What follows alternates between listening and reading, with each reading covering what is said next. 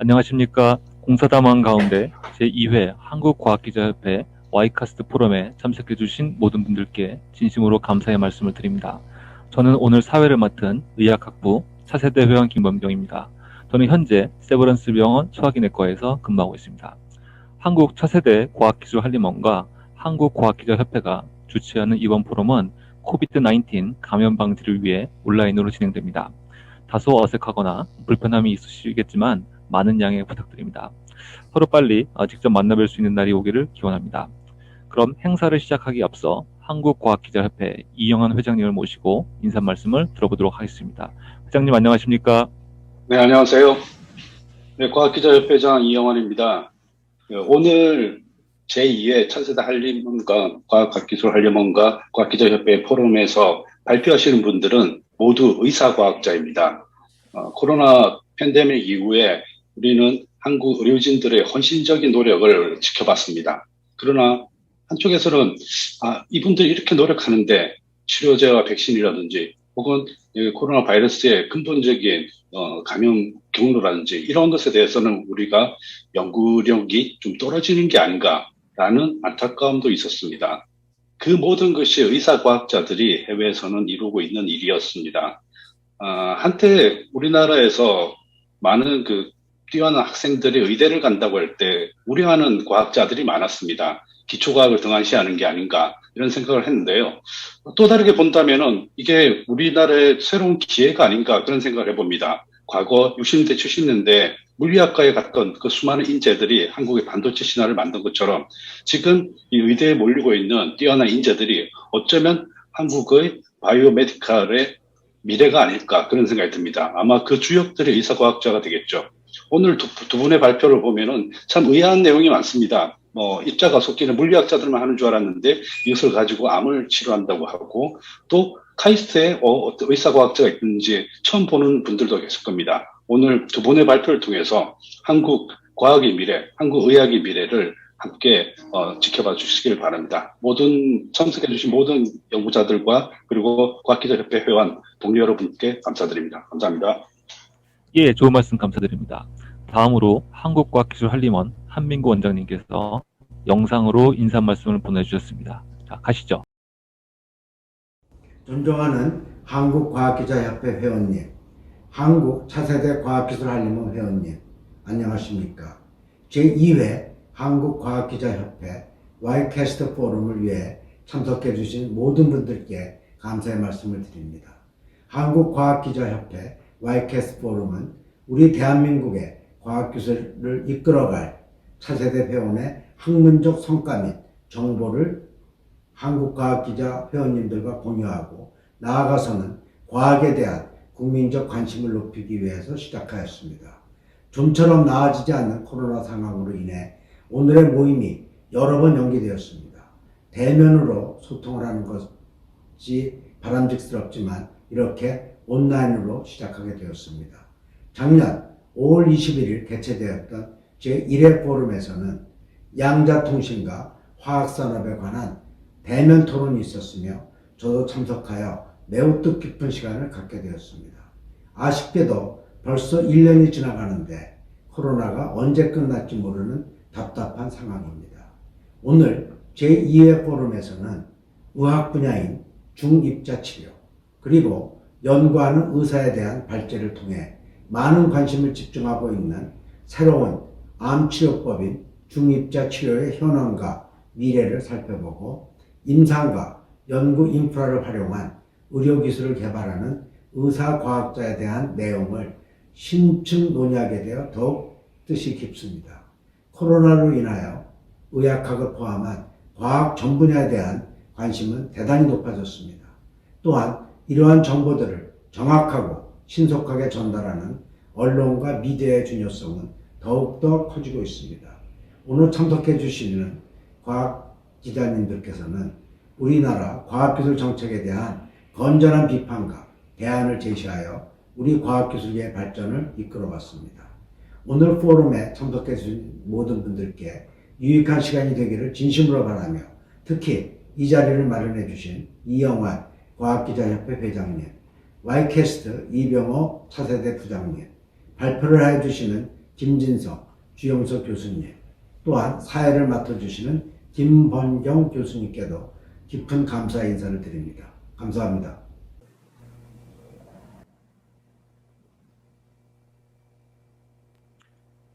예, 계속해서 와이카스트 이병호 부장님을 모시고 인사 말씀 부탁드리겠습니다. 예, 부장님, 안녕하십니까? 예, 네, 한국과학기자협회 회원님들 안녕하십니까? 한국 차세대 과학기술 한림원 차세대 부장 이병호입니다. 코로나 상황에도 불구하고 제2회 한국과학기자협회 와이카스트 포럼을 온라인으로 개최하게 되어 매우 기쁘게 생각합니다. 특히 이 포럼을 기획해 주신 이영환 과학기자협회 회장님, 그리고 한민구 과학기술 한림원 원장님께 감사를 드립니다. 본 포럼은 우리나라 차세대 과학자들의 연구활동 및 관련 정보를 과학기자협회 회원님들과 공유하고 보다 현실감 있는 과학기술 정책 추진을 도모하며 나아가 과학에 대한 국민적 관심을 이끌고자 마련된 자리입니다. 한국 차세대 과학기술 한림원은 한국과학기술한림원이 우리나라 젊은 과학자들이 해외 영 아카데미 회원들과 학문 교류를 통한 네트워크를 형성하고 더 나아가 세계적인 과학자들과 연구할 수 있는 발판을 마련하고자 2017년 2월에 설립하였습니다. 우리 회원들은 해외 영 아카데미와의 공동 심포지엄 개최, 한림 석학 강연, 국제 학술 행사 참가 등의 국내외 학술 교류 및 차세대 리포트, 한림 석학 정책 연구 보고서 등의 정책 제안서 발간, 그리고 국회 차세대 한림원 정책 연구 모임 개최, 정부 간담회 참여를 통해서 정책 활동 등을 활발히 하고 있습니다. 미디어계에서 과학 전문가로 활동하시는 한국과학기자협회 회원님들은 우리나라 과학계의 대변인으로서 역할을 훌륭히 해내시고 계십니다. 과학기술 정책과 현안을 고찰, 현장감 있는 의견을 정부기관에 제시함으로써 우리나라 과학계의 긍정적 발전을 이끌어가기 위해 애쓰시는 기자님들의 노고에 감사를 드립니다. 앞으로도 한국과학기자협회 및 와이카스트의 발전을 위한 그러한 과학 발전을 위한 활발한 교류 및 긴밀한 네트워크 형성은 우리나라 과학계의 양적, 질적 성장의 모퉁이 돌이 될 것이라고 확신합니다. 오늘 개최되는 제2회 한국과학기자협회 와이카스트 포럼을 통해 풍성한 과학적 결실이 있기를 기대하며 함께 하시는 모든 분들께 다시 한번 감사의 인사를 전합니다. 감사합니다. 예, 좋은 말씀 감사드립니다. 그럼 지금부터 본격적인 행사를 진행하도록 하겠습니다. 이번 포럼은 김진성 의학학부 차세대 회원님과 주영석 의학학부 차세대 회원님께서 차례로 준비를 하셔서 발표를 진행하겠습니다. 오늘 주제는 기본적으로 의학이긴 한데 두 발표 주제가 조금은 달라서 각 발표가 끝나고 각각 질의응답을 진행하도록 하겠습니다. 기자님들께서 질문이 있으신 경우에는 화면에 직접 손을 드셔도 좋고 아니면 줌 하단에 손들기 버튼을 눌러서 저희가 의사표명을 해주시면은 저희가 진행을 하도록 하겠습니다. 그리고 참고로 두 발표가 끝나고 공통적으로 한 20분 정도 시간을 통해서 종합 토론 및 네트워킹을 진행하도록 하겠습니다. 첫 번째 주제는 중입자 암 치료의 현황과 미래입니다. 참고로 이게 저와 김진성 교수님이 근무하는 세브란스 병원에서는 2023년도에 국내 최초로 중입자 치료를 시작합니다. 비슷한 개념으로 양성자 치료가 있는데 현재 국내에서는 삼성병원과 국립암센터 두 군데만 있습니다. 그래서 암을 진료하는 의료진 입장으로서는 이 중입자 치료에 거는 기대가 상당히 큽니다. 그럼 김진성 교수님 발표 부탁드립니다. 네, 소개해 주셔서 감사합니다. 제가 슬라이드를 공유했는데요. 보이시죠? 네, 방금 소개받은 이제 김지성입니다. 부족한데 이렇게 좋은 자리에 불러주셔서 감사드리고, 사실 만나서 이제 발표를 드리고 질문을 받으면 되게 좋을 것 같은데, 그렇지 못해서 굉장히 아쉽습니다. 제가 이제 발표를 어떻게 준비할까 하다가 조금 쉽게, 준비를 했는데, 끝나고 좀 더 궁금하시면 질문을 해주시면 감사하겠습니다. 저는 간단하게 25분 정도 이제 생각을 하고, 요렇게 말씀을 드릴까 하고 있고요. 앞서 이제 이영환, 기자님께서 설명을 해주셨는데, 저에 대해서 간단히 설명을 드리면, 저는 카이스트 원자력공학을 이제 학석 박사를 해서, 사실 병원에 있지만, 의사가 아닙니다. 그래서, 네. 그리고 이제 저는 거기서 학위를 받은 이후에 이제 우리나라에서 이제 입자 치료를 하는 이제 암센터, 삼성병원 이제 근무를 하다가 지금은 연세대에서 이제 근무를 하고 있습니다. 그리고 제가 가볍게 이제 유튜브를 몇 개 동영상을 올렸는데 거기에 보시면 좀 관련된 것들을 보실 수가 있습니다. 그래서 이제 제가 암과 치료에 대해서 간단히 설명을 드리겠습니다. 그래서 관련해서 작년에 저희가 Y카스트에서 이러한 차세대 리포트를 주영석 교수님, 김상우 교수님과 냈는데 요것도 한번 봐주시면 감사하겠고요. 현재 우리나라는 통계적으로 3명 중에 이제 평균 수명이 사실은 남자는 80살, 여자는 86살입니다. 그리고 재미나게도 2030년이 되면은 우리나라가 전 세계에서 가장 오래 삽니다. 여자가 90살, 남자가 84살까지 살게 되는데 그렇게 살게 될 때 암에 걸리는 확률이 한 30%, 37% 정도가 됩니다. 그러니까 지금 저희가 몇 명이 참석하셨는지 모르지만 여기서도 3분의 1이 암에 걸리고 현재 매년 20만 명 넘는 환자들이 이제 발생을 하고 있죠.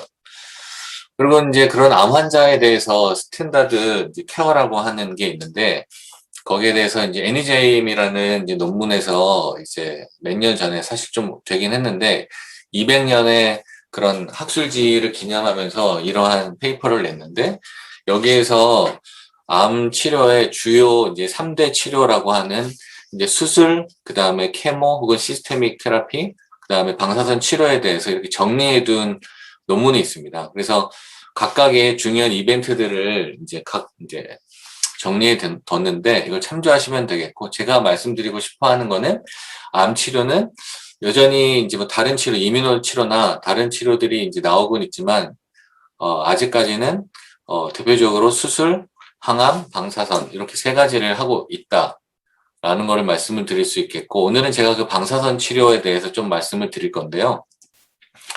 과학기자분들 그리고 교수님이라서 대부분 방사선에 대해서 아실 텐데, 방사선은 넓은 의미로는 에너지를 가진 입자 혹은 파동의 흐름을 얘기를 합니다. 일렉트로매그네틱 웨이브. 그래서 사실은 눈에 보이는 가시광선도 어떻게 보면은 레디에이션의 한 종류라고 할 수가 있을 텐데, 그러나 우리가 방사선이라고 하면은 사실 높은 에너지의 방사선을 이제 의미를 하는 거죠. 그래서 나중에 말씀을 드리겠지만 암세포를 파괴하거나 혹은 사람의 인체를 투과할 정도의 에너지를 가진 방사선을 가지고 우리가 보통 방사선이라고 부릅니다. 그래서 아까 NEJM 그 페이퍼에 보면은 방사선 치료에 대해서 이렇게 히스토리를 정리를 하고 있습니다. 그래서 요약을 하면 렌트겐이라는 사람이 물리학자가 X선을 발견하고 퀴리 부인이 라듐을 가지고 실험을 하다가 이거를 종양에 치료하면 좋겠다라고 생각을 한 이후에 방사선 치료가 급격하게 이제 발전을 해오고 있고 중간에 CT랑 MR 이런 장비들이 만들어지면서 더 첨단 치료 방법들이 생기고 있습니다. 그래서 간단하게 옛날에 EBS 명의에서 방사선 치료 원리에 대해서 설명한 동영상이 있는데요. 무단으로 도용하면 안 될 것 같기는 한데 필수적인 DNA를 파괴해 세포를 죽인다. 특히 세포 분열이 빠른 암세포의 DNA는 방사선을 받으면 손상이 잘 돼서 죽게 되고 반면 정상 조직 세포는 회복이 잘 되기 때문에 방사선 치료 효과가 생기는 것이다. 세기조절 방사선 치료의 장점은 상하 좌우 여러 방향으로 수차례 나눠 조사하기 때문에 주변 조직 손상은 최소화하면서 암 조직에만 방사선을 최대로 줄 수 있다는 것이다. 네, 너무 이제 쉬워서 다 아실 텐데 제가 한번 그냥 이해를 돕기 위해서 가져와 봤습니다. 그래서 방사선은 어쨌든 종양과 정상 조직에 다 주기는 하지만 종양은 빨리 번식하기 때문에 이 DNA를 끊으면 종양이 죽게 되는 그러한 원리를 가지고 이제 암 치료를 한다고 생각하시면 되겠습니다. 관련해서 오늘 이제 기자협회랑 저희가 하니까 기사들을 몇 개 가지고 와 봤는데요. 며칠 전에 이제 방사선 치료에 뭐 세대 교체가 되고 있고 이제 IMRT라는 이제 새로운 치료 기법이 활성화되고 있다. 뭐 이런 얘기를 하고 있습니다. 그리고 이 관련된 논문이 있는데 거기에서 주목할 만한 것은 우리나라 암 환자가 2019년 기준으로 여기 보시면 한 23만 명 정도가 발생을 하는데 그 중에 전국적으로 봤을 때는 84,000명 정도가 방사선 치료를 받기 때문에 한 36% 정도가 방사선 치료를 받는데, 재미난 것은 수도권만 비교해 봤을 때는 수도권은 12만 명 정도가 이제 암 환자라고 하면은 연간 새로운, 그 중에서 한 5만 7천 명 정도가 이제 방사선 치료를 받아서 한 50% 정도가 방사선 치료를 받는 것으로 지금 나오고 있습니다. 그럼 우리나라의 그 방사선 치료를 받는 환자 중에서 그럼 양성자 치료, 저희는 아까 이제 교수님께서 언급해 주셨지만 양성자 치료 기계가 이제 우리나라에 2개가 있는데, 그 2개에서 몇 명 정도가 치료받나 이런 통계가 궁금하실 수 있는데, 거기에서 사실 1,000명 정도만 치료를 받고 있습니다. 그러니까 거의 99%는 X선으로 치료를 받고 1% 정도만 양성자 치료를 받고 있는 이제 현실을 이제 우리가 확인할 수가 있습니다. 그럼 제가 이제 예전에 있었던 이제 그 국립암센터, 요 치료기들은 도대체 얼마 정도 규모인가 이런 게 궁금하실 수 있는데, 이건 2002년 이제 기사인데요. 그때 이제 500억을 투자를 해서, 이게 김대중 대통령 시절에 이제 진행했던 내용인데, 500억의 나라 예산을 이제 투자를 해서 암센터에 양성자 치료기를 이제 건설을 했고, 그 이후에 2016년에는 이제 1,000억 정도 비용을 들여서 삼성병원에 양성자 치료기를 들여왔습니다. 그래서 지금 2 기관에서 1년에 1,000명 정도, 사실 많은 숫자는 아니죠, 그렇게 치료를 하고 있습니다. 그리고 아까 김범경 교수님이 얘기해 주신 대로 이제 저희 병원에서 이제 3,000억, 사실 굉장히 큰 돈인데, 이거를 들어와서 이제 하겠다라는 내용입니다. 2018년에는 2022년부터 치료를 할 줄 알았는데 조금 늦어져서 2023년부터 치료를 할 것으로 알고 있고, 관련해서 사실 우리나라에서 중입자 가속기를 만들고 싶어 하는 이제 그런 움직임이 있었는데, 결국에는 그게 아쉽지만 실패로 돌아갔고, 대신에 그걸 개발해서 하는 게 아니라 그냥 사오기로 했습니다. 그래서 서울대병원에서 그거를 이어받아서 지금 진행하고 있고, 기장에 요 센터가 생길 예정입니다. 가격은 거의 비슷하고 사실은 장비 회사도 똑같습니다. 네, 그래서 이러한 게 우리나라의 이제 현 상황이다라고 보시면 되겠습니다. 그러면 중입자 치료의 역사, 이제 양성자 치료의 역사를 한번 보고 우리의 미래를 좀 보면 좋겠는데요. 양성자 치료는 이 로버트 윌슨이라는 이 물리학자가 이 양성자를 연구를 해봤더니, 양성자가 프로톤인데 제가 좀 이따가 설명을 드릴 텐데, 그게 에너지를 사람한테 줄 때 특정한 특정한 깊이에 가서 에너지를 주고 사라지는 거를 발견을 했고, 그걸 브레이크 피크라고 하는데, 그거를 환자 치료에 사용하면 좋겠다라고 해서 이걸 1950년에 가속기를 만든 사람들이 이렇게 환자 치료를 한 게 처음입니다.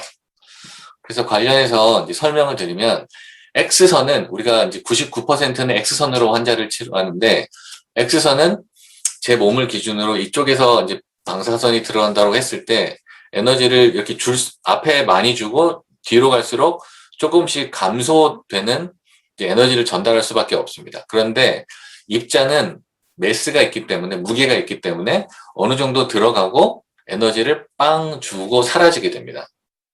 그래서 이게 X선과 입자가 다른 특징인데요. 요거를 이제 사실 저렇게 보면 이제 알기가 어려운데, 사람의 이제 간 치료를, 김범경 교수님이 간을 많이 하신, 이 간 치료를 한다고 생각했을 때, 여기서 보시면 왼쪽에 이제 동그랗게 있는 게 이제 종양이라고 했을 때, X선은 저렇게 한쪽에서 빔이 들어왔을 때 쭉 나갈 수밖에 없습니다. 특성상. 그런데 이런 프로톤이나 이런 카본은 가다가 딱 멈춥니다. 그래서 어떤 특징이 있냐면, X선은 이런 식으로 에너지를 전달할 수밖에 없어요. 종양에 100이라는 걸 줄 때 앞에 150 정도의 에너지를 줄 수밖에 없고, 뒤에도 에너지를 저렇게 전달을 하는데, 양성자나 이런 중입자는 딱 여기에만 에너지를 줄 수가 있습니다. 그래서 이 앞부분에 필요 없는 고에너지를 주지 않아도 되고, 이 뒷부분에 낮은 에너지도 주지 않게 되기 때문에 종양에만 딱 집중적으로 설량을 줄 수가 있다는 특징이 있기 때문에 사람들이 이거를 이제 좋아하는 거죠. 그래서 이제 로버트 윌슨이라는 사람이 이제 로렌스 버클리 랩에서 사이클로트론을 만든 다음에 그거를 가지고 이제 실험을 하면서 환자를 치료한 기록들이 있습니다. 그래서 뭐 프로톤, 헬륨, 뭐 파이온, 카본, 네온, 아르곤, 실리콘 여러 가지 입자를 가속을 해서 그것으로 환자를 치료한 기록들이 있는데 현재는 양성자랑 카본만 가지고 환자를 치료를 하고 있습니다. 다른 것들은 해보니까 그렇게 좋지 않았던 겁니다. 그래서 이제 그럼 양성자랑 저희가 하는 중입자랑 뭐가 다르냐 보면 이제 주기율표 예전에 수해립의 붕탄 이런 거 다 아셨을 텐데 양성자는 수소 원자를 가속하는 거고 중입자는 카본을 가속하는 겁니다. 6번. 그렇기 때문에 두 개는 이 매스 질량 차이가 납니다. 질량 차이가 나기 때문에 더 무거운 놈으로 종양을 치료하느냐 가벼운 놈으로 종양을 치료하느냐 그 차이가 있습니다. 그래서 제가 늘 설명하는 슬라이드인데 이 양성자에 비해서 카본이 좀 더 무겁기 때문에 몇 가지 장점이 있습니다. 장점이 있는데 그걸 디테일하게 설명하기는 어렵고 그냥 러프하게 설명을 드리면 무겁기 때문에 조금의 설량을 줘도 똑같은 살상 효과를 냅니다. 그게 우리가 렐러티브 바이올로지컬 이펙트라고 얘기를 하는데 그래서 프로톤은 1이라고 하면은 카본은 2에서 3배 정도의 효과를 낼 수가 있고 그 다음에 얘가 무겁기 때문에 특징이 물 안에서 깊이 들어가더라도 얘가 스캐터링을 하지 않습니다. 그래서 우리가 이제 여기 표면에 마우스가 지금 나오지 않아서 좀 죄송한데 표면에 저런 그림을 그리고 싶은 게 사실 저희가 원하는 건데 종양이 저렇게 생기진 않았겠지만 저런 식으로 우리가 그림을 그려서 설량을 주고 싶은데 양성자 같은 경우에는 물 20cm를 들어가면은 사실은 이게 스캐터가 돼서 알 수가 없는데 이 중입자는 들어가더라도 우리가 원하는 거를 그려낼 수가 있습니다. 그래서 이런 식으로 차이가 나기 때문에 사람들이 양성자 치료도 하지만 중입자 치료를 비싸지만 기계가 비싸지만 하고 싶어 합니다. 그래서 사실은 히스토리를 보면은 처음에 로버트 윌슨이라는 사람이 이런 거를 제안을 해서 미국에서 시작을 했었는데 미국의 로렌스 버클리 랩에서 이거를 이제 배바락이라는 이제 가속기, 큰 가속기로 실험을 하다가 그 가속기가 문을 닫아버립니다. 그래서 미국에서는 더 이상 하지를 않게 되고 거기 있던 사람들이 이제 몇 사람들이 일본으로 와서 일본에서 주도적으로 이거를 건설을 하고 그래서 지금은 일본에 이런 중입자 치료 기기가 굉장히 많습니다. 그리고 그 사람들이 이제 유럽으로 건너가고 아시아 그래서 사실은 좀 뭐 아쉬운 거긴 하지만 우리나라는 아직까지 이거를 우리나라 기술로 만들지는 못하고 있습니다. 그래서 전 세계에 현재 이거를 가지고 치료하는 센터들을 보면은 일본에 놀랍게도 7개가 있습니다. 일본은 이제 자기 나라 기술로 만들기 때문에 그리고 이제 현에서 이런 걸 지원을 합니다. 그리고 이제 유럽 쪽에서 독일, 그 다음에 이탈리아, 그 다음에 오스트리아, 그리고 중국, 그 다음에 작년에 이제 타이완에서 이거를 처음 시작했고, 우리나라는 저희 병원에서 이제 전 세계로 봤을 때는 한 15번째로 치료를 할 예정이고, 미국도 최근에 네이어에서 이거를 할 계획이라고 밝혔습니다. 그래서 이게 이제 제가 이제 촬영한 이제 동영상인데, 저희 신촌에 나중에 이제 기자분들 이제 저희가 오픈할 때나 사실 원하시면은 제가 언제든지 보여드릴 수 있는데, 저희 안병원이고 신촌 캠퍼스가 이렇게 있는데, 저 뒤쪽에 보면은 지금 공사를 이거보다는 많이 했는데요. 여기에 이제 들어가게 됩니다. 이게 사실 조그만한 그 치료기가 아니라, 가속기가 들어가야 되는데, 이 가속기의 직경이 20m가 됩니다. 그래서 20m가 들어가는 가속기가 저기 들어가게 되고, 치료실이 3개 정도 들어가는데요. 그래서 이런 것들, 뭐 어떤 사람들은 사람 치료하려고 이런 거를 정말 해야 되냐라는 얘기를 하긴 하는데, 이거를 통해서 난치암 같은 경우에는 효과가 더 좋다라고 알려진 것도 있기 때문에 저희 의료원에서 굉장히 큰 돈이지만 투자를 해서 준비를 하고 있습니다. 그래서 광화문이랑 이런 데서 가깝기 때문에 기회 되면 한번 오시면은 제가 투어를 해드리도록 하겠습니다. 그래서 여기 보시면 여기에 지금 마우스가 보이실 텐데 이쪽에 이제 가속기가 들어가고 여기 치료실이 이제 들어갑니다. 그래서 애니메이션을 보면은 이러한 가속기에서 우리가 중입자를 가속을 하고 환자는 여기에 누워서 치료를 이제 받게 됩니다. 아까 말씀드린 대로 전 세계 이제 중입자가 몇 개 있나, 제가 한 10개 정도 있다고 말씀을 드렸는데, 보면은, 대부분 옛날에 만들어졌기 때문에 굉장히 큰 시설들입니다. 지금 저희는 20m지만, 이 제일 처음 만든 이 NIRS는 가보시면 한 40m 정도 됩니다. 그래서 굉장히 큰, 치료 시설인데, 거기서 이제 물리학자들이 이거를 만들어서, 이거를 의사들과 협업을 해서 환자를 치료를 하고 있습니다. 그리고 이제 뭐 일본에 몇 개 있고, 독일에 있고, 그 다음에 이제 이탈리아, 크나우라는 곳에 있고, 이제 중국에도 이제 자기들이 만든 것도 있는데, 뭐, 도입을 해서 치료를 하고 있습니다. 그래서 제가 아쉬웠던 거는 여기서 오른쪽 이제, 상단에 보시면 이게 UA라고 중국인데요. 이거는 중국 사람들이 중국 기술로 만든 가속기로 환자를 치료하고 있습니다. 그래서 제가 여기 가봤는데, 시설이 조금 허름하기는 해도 그런 기술을 가지고 자기네 국민을 치료한다는 게 저는 굉장히 부러웠고, 뭐 여러 가지 생각이 많이 들었습니다. 어쨌든 지금은 저희가 이제 우리 기술로 할 수는 없지만 나중에 언젠가는 좀 그런 날이 오기를 바라고 있습니다. 실제로 이제 어떻게 생겼나를 제가 보여드리고 싶어가지고 이 동영상을 가지고 왔는데요. 여기 이제 이온 소스라는 이제 소스 원이 있어서 거기에 카본 이온을 플라즈마로 만듭니다. 플라즈마를 여기에서 이제 가속기, 여기에 이제 싱크로트론인데 여기에서 이제 자장을 통해서 이런 식으로 가속을 합니다. 저렇게 사실 보이지는 않겠죠. 그냥 이제 여러분에게 보여드리려고 하는 건데, 그래서 여기에 20m가 되는 직경에 가속기가 있고, 이렇게 이제 우리가 원하는 치료실로 트랜스포트를 한 다음에 치료를 하게 됩니다.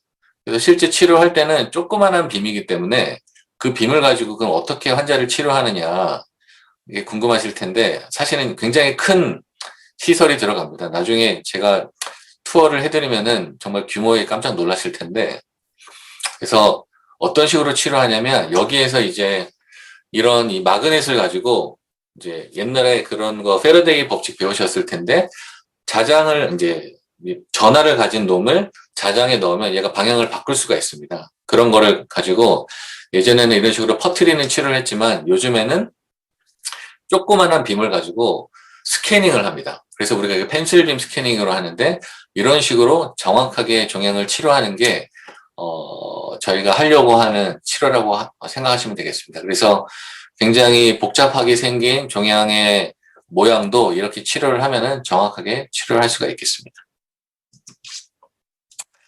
그 다음에는 이거는 이제 저희가 이제 겐트리라는 걸 도입을 해서,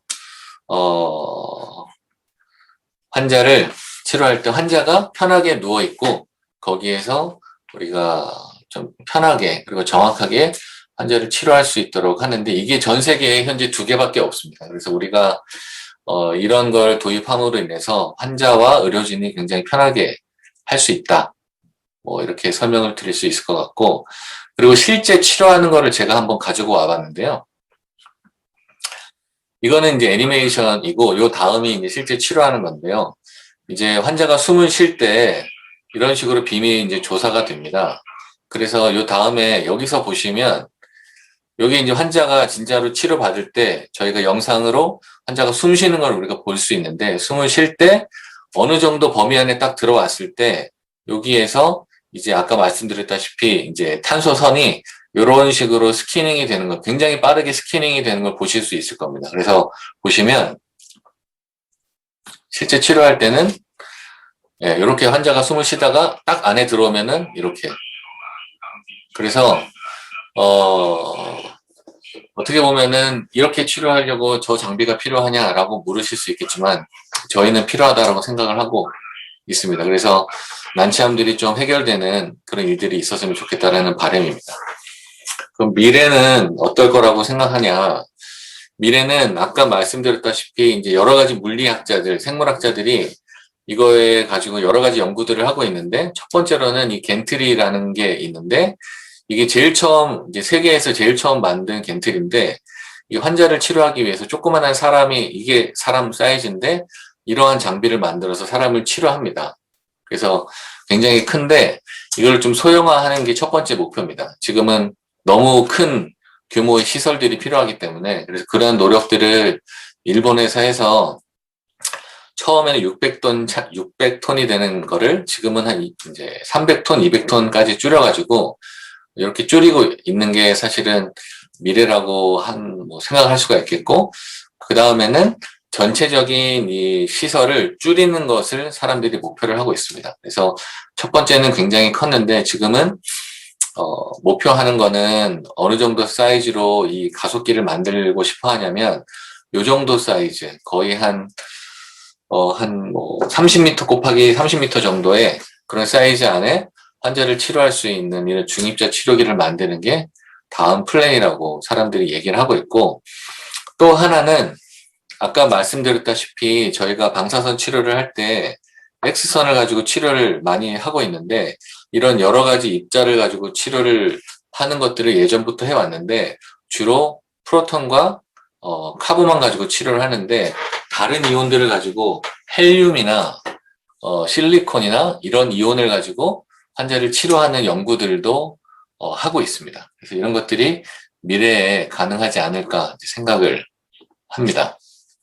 그래서 카본만 했을 때보다 다른 이온들, 이제 오른쪽 하단에 있는 게 헬륨과 카본과 산소 이온을 가속해서 환자를 치료하면은 조금 더 이 종양에 정확한 선량을 줄 수가 있다. 이런 연구들을 하고 있습니다.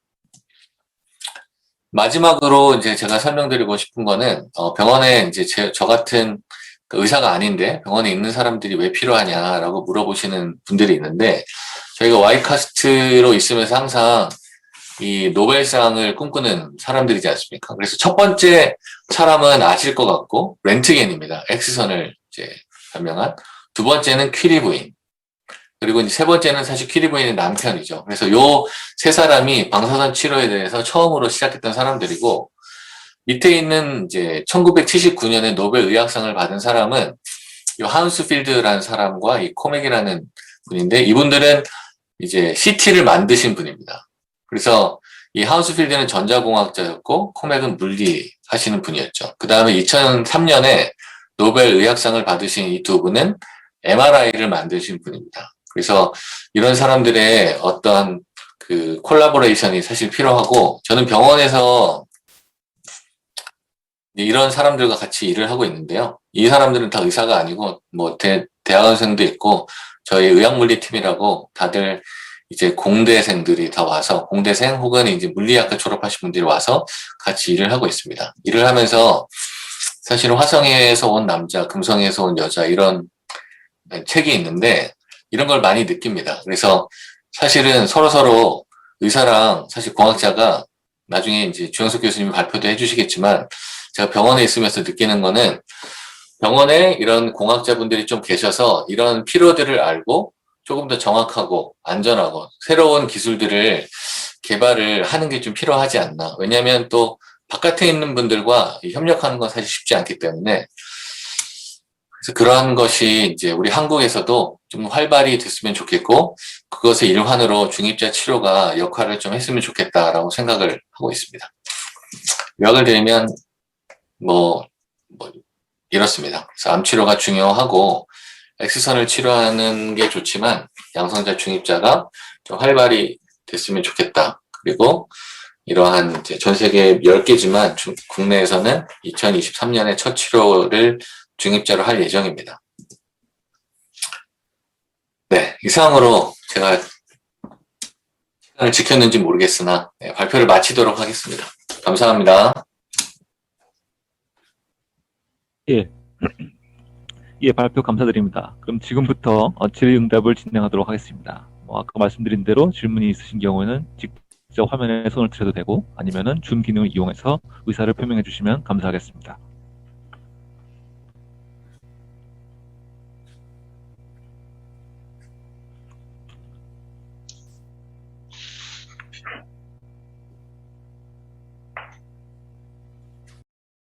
네, 질문하시면 될 것 같습니다. 예, 제가 질문 드리겠습니다. 네네. 중입자 가속기 하면은 이제 과학기자들은 과학 비즈니스 벨트에 건설하겠다고 했던 그 중입자 가속기가 많이 생각이 나거든요. 예. 그때 이제 환자 치료용도 이제 그때 설명했지만은 기초과학용 신소재 개발이라든지 혹은 그 생명과학 연구에서도 많이 활용된다고 하는데 지금 그 세브란스에 세우는 것은 그 치료용만 하는 겁니까? 아니면 그런 기초 연구도 하는 겁니까? 저희는 냉정하게 말씀드리면 이제 환자를 치료해야 되기 때문에 환자 치료가 우선이고, 사실은 이 기회가 되면 환자 치료가 끝난 다음에 기초 연구를 좀 할 수 있는 그런 거를 확장을 하려고 합니다. 저도 뭐 그런 연구를 좀 하려고 하고 있고요. 네. 근데 기초 연구를 한다면 어떤 방식으로 그런 이 장비가 활용이 될 수가 있나요? 굉장히 좋은 질문이신데요. 이제 사실 이게 보이시는지 모르겠는데 이게 여기에서 보시면 이제 가장 많이 기초 연구를 하고 있는 곳은 이 왼쪽 상단에 있는 하이맥이라는 일본의 이제 기관이 되겠습니다. 그래서 여기서는 여기에 이제 치료실이 3개가 이렇게 있는데, 이 치료실 말고 빔 포트를 하나 따로 빼서 여기에서 이제 실험을 하는 겁니다. 그래서 피직스 리서치라고 빔 라인을 따로 하는데요.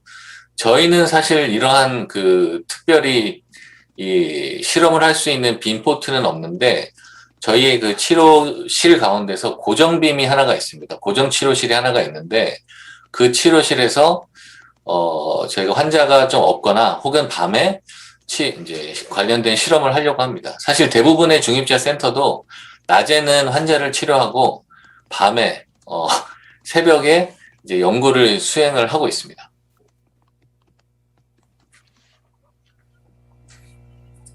들리세요?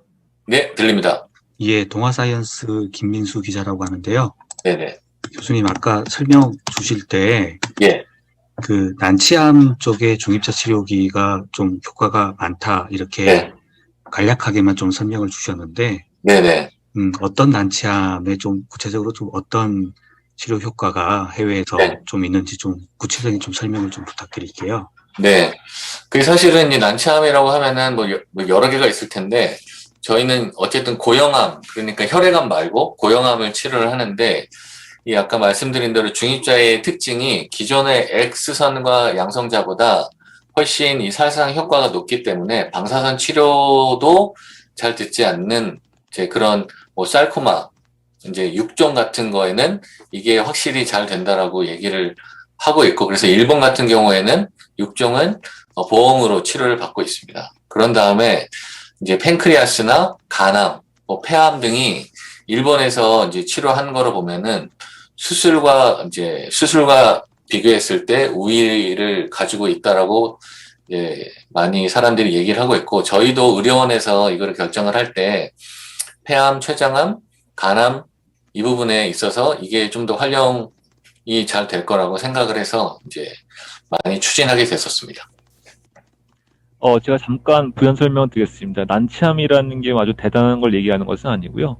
기본적으로 이제 암을 치료할 때, 암이 아무리 이게 병기가 안 좋고, 그렇다 치더라도 엄청나게 강한 양의 어떤 그런 에너지를 주면 당연히 그 자체가 사멸하겠죠. 그런데 문제는 그렇게 되면 사람 또한 견딜 수가 없습니다. 그래서 이런 기술이 발전해온 계기가 전부 다 이제 그런 것들을 극복하기 위한 계기였고, 마찬가지로 이것은 더 적은 양으로 한마디로 말해서 정밀 타격이 가능하고, 그리고 그 주위에 어떤 데미지를 최소화할 수 있기 때문에 그래서 좀 더 각광을 받는 것 같습니다. 저도 궁금한 게 하나 있는데요, 김진성 교수님. 예. 보통 저희가 예를 들어서 어떤 병변이 피부 안에 5cm 안에 있을 수도 있고 7cm가 있을 수 있는데, 네. 일단은 그게 어떤 타겟에 가서 에너지를 발산하고 소멸하는 것은 이해를 했는데, 그러면은 이게 그러면은 마치 어떤 스위치 키듯이 어떤 경우는 어떤 사람은 이제 5cm 깊이에서 그 에너지가 발산되도록 하고, 어떤 사람은 10cm 깊이에서 발산되도록 하는 그건 어떻게 조절하시는 건가요? 굉장히 굉장히 기술적인 질문인데요. 그거는 사실은 에너지를 조절을 합니다. 그러니까 아까 제가 그림으로 보여드리면, 여기에서 저희가 제일 처음 이온소스에서 나오는 이 탄소선은 에너지가 예를 들어서 4매부 정도밖에 안 되는데요. 4매부 정도는 사실은 피부를 들어가기가 어렵습니다. 그래서 피부 1cm를 가려면 저희가 40매부 정도 가속을 해야 되거든요. 여기서 40매부를 가속을 하고, 그 다음에 만약에 한 20cm, 30cm를 가야 된다 그러면 400매브 정도까지 가속을 하는 겁니다. 그래서 가속기가 이제 필요해서 저희가 종양을 CT에서 확인을 하면은 거기에 대한 깊이 정보가 나오는데 그 깊이를 저희가 계산을 해서 가속기에서 어느 정도 에너지로 가속을 조금씩 해서 그걸 조절을 합니다. 그래서 굉장히 정밀하게 그 에너지를 가지고 깊이를 조절하게 됩니다. 그래서 말씀하신 대로 스위치 형태로 판단을 해서 에너지를 조절을 한다라고 보시면 되겠습니다. 조금 전에 잠깐 일본에서는 보험으로 한다고 했지 않습니까? 예. 그러니까 우리나라는 어떻게 되는지 궁금하네요. 그것이 어떻게 본다면 환자에게 보편화되는 데서 가장 걸림돌이 될 수도 있잖아요. 맞습니다. 그래서 이제 저희 이제 병원에서 관련된 기사를 며칠 전에 냈는데요. 제가 가져오지는 못했는데 처음에는 어쨌든 비급여로 아마 될 것 같고요. 비급여로 해서 환자가 뭐 부담을 할 것 같고, 그래서 지금은 사실 이제 환자들이 일본이나 이제 독일 가서 1억 정도 이제 치료를 이제 받긴 하는데요. 저희는 그 기사에 따르면, 저희 병원에서 낸 기사에 따르면 환자가 5천만 원? 를 낸다라고 생각을 하는데, 이제 아무래도 이제 서울대병원이 기장에서 이제 국립병원으로 하게 되면은 아마 조금 지나면은 아마 급여화가 돼서 좀 가격이 낮아지지 않을까 그런 예상만 하고 있습니다. 그래서 어쨌든 좋은 치료라고 생각이 되면 또 그러한 게 뭐 이루어질 테고, 예를 들면 비슷한 예로 이제 양성자, 제가 제일 처음 들어왔을 이제 국립암센터에 있을 때 양성자도 제일 처음에는 보험이 안 됐었습니다. 그런데 양성자가 이제 소아부터 보험이 적용이 되고, 지금은 사실은 거의 대부분의 암, 뭐 유방암과 전립선 빼고는 대부분 보험이 적용이 되는데, 그래서 환자들이 많이 이제 도움을 많이 받고 있죠.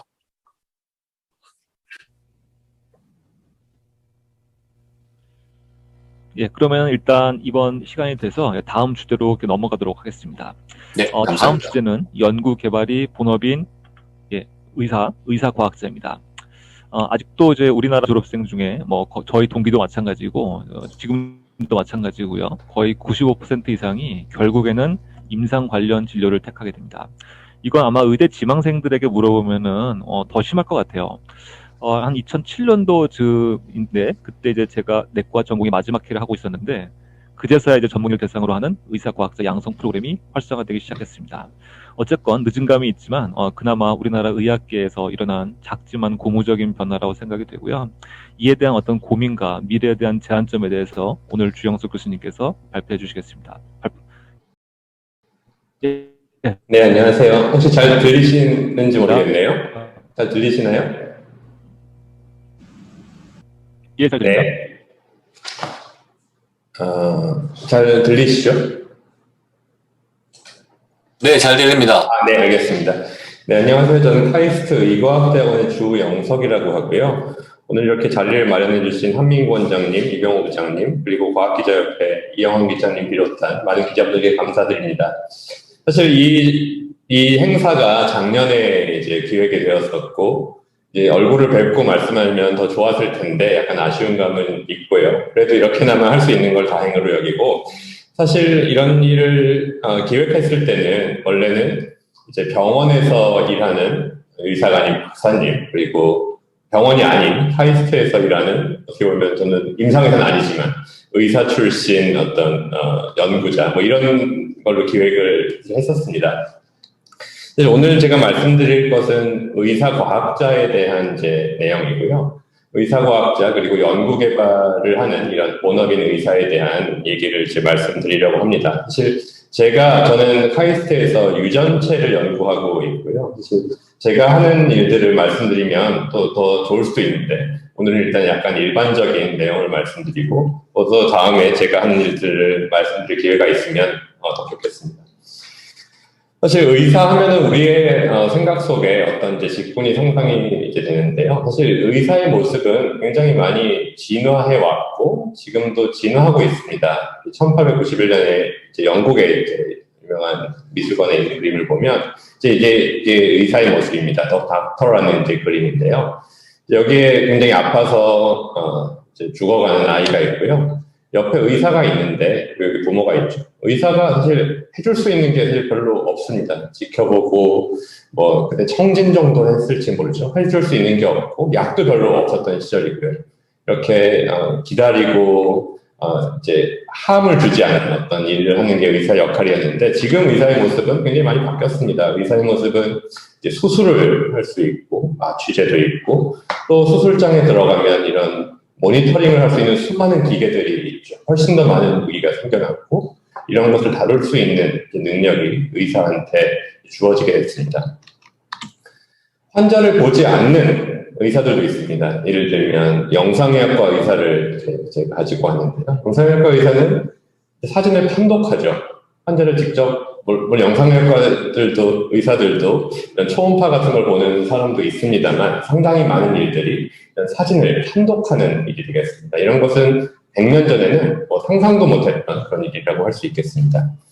그리고 하나 더 저희가 최근에 이제 의사들에게 주어지는 해야 될 어떤 임무 중에 하나는 바로 연구를 하는 의사, 연구를 본업으로 하는 의사가 의사들에게 주어진 어떤 과업이라고 할 수 있을 테고, 그것에 대해서 오늘 제가 조금 말씀드리려고 합니다. 의사가 어떻게 보면 이제 의료라는 게 굉장히 보수적이고 잘 안 변하는 것 같기도 하지만 사실은 굉장히 많은 기술과 과학적인 지식이 의료를 바꾸고 있고요. 그것은 현재도 마찬가지입니다. 잘 아시는 것처럼 현대 의료에 혁신을 일으킬 수 있고 또한 고전으로 오는 그런 주제들이 많죠. 예를 들면 유전체 정밀의료, 빅데이터 헬스케어, AI, 클라우드 컴퓨팅, 로보틱스, 오가노이드, 재생의학, 중입자 치료, 신종 감염병, 맞춤 신약, 이런 것들이 지금 의료에 이제 던져진 하나의 화두입니다. 이러한 과학 지식 또는 과학 기술을 어떻게 의료로 흡수하여 더 많은 사람들을 이제 살려낼 수 있을 것인가. 그게 굉장히 중요한 화두고, 또 하나, 이제 의료가 어떤 사람들을 치료한다는 그런 개념에서 이제는 의료 자체가 하나의 산업으로서 신약을 개발하고 의료기기를 개발하고 이러한 신성장 동력으로서의 의료가 이제 각광을 받고 있는데, 결국 이런 일을 해낼 수 있는 어떤 인력들이 필요합니다. 다시 말씀드리면 이러한 의료를 지속적으로 혁신하고 그럼으로써 보건이나 산업에 기여할 직군이 이제 필요한 시대가 되겠습니다. 그러면 제 제목에도 있었고 오늘 이제 토픽인 의사과학자를 말씀드리면 도대체 의사과학자는 어떤 사람들이냐에 대해서 좀 말씀드리고 싶습니다. 의사과학자는 일단 의사여야 되고요.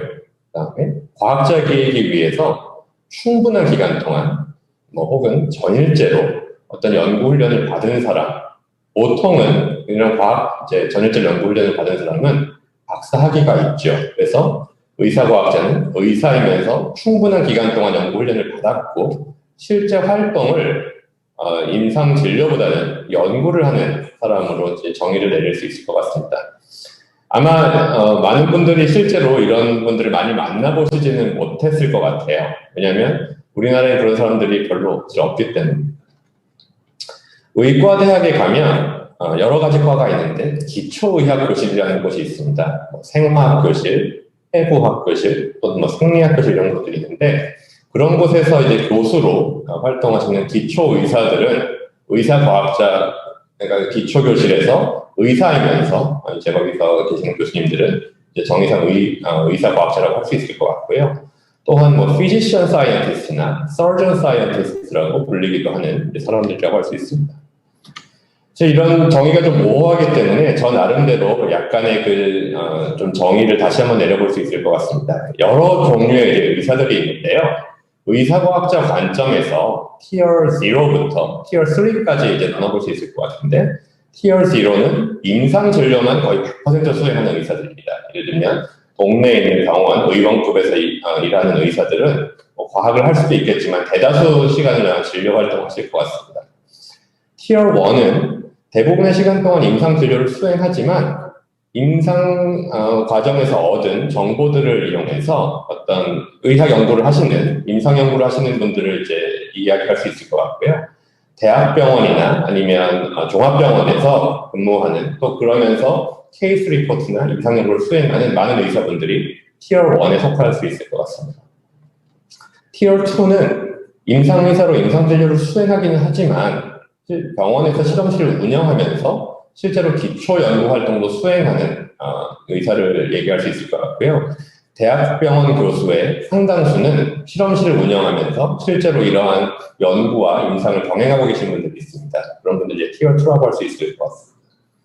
Tier 3는 거의 전일제로 자신의 시간의 90% 이상, 예를 들면 연구 및 개발 활동에 종사하는 의사를 Tier 3라고 할 수 있을 것 같고요. 우리나라에서 매우 부족한 의사과학자는 바로 이 Tier 3 의사과학자라고 할 수 있을 것 같습니다.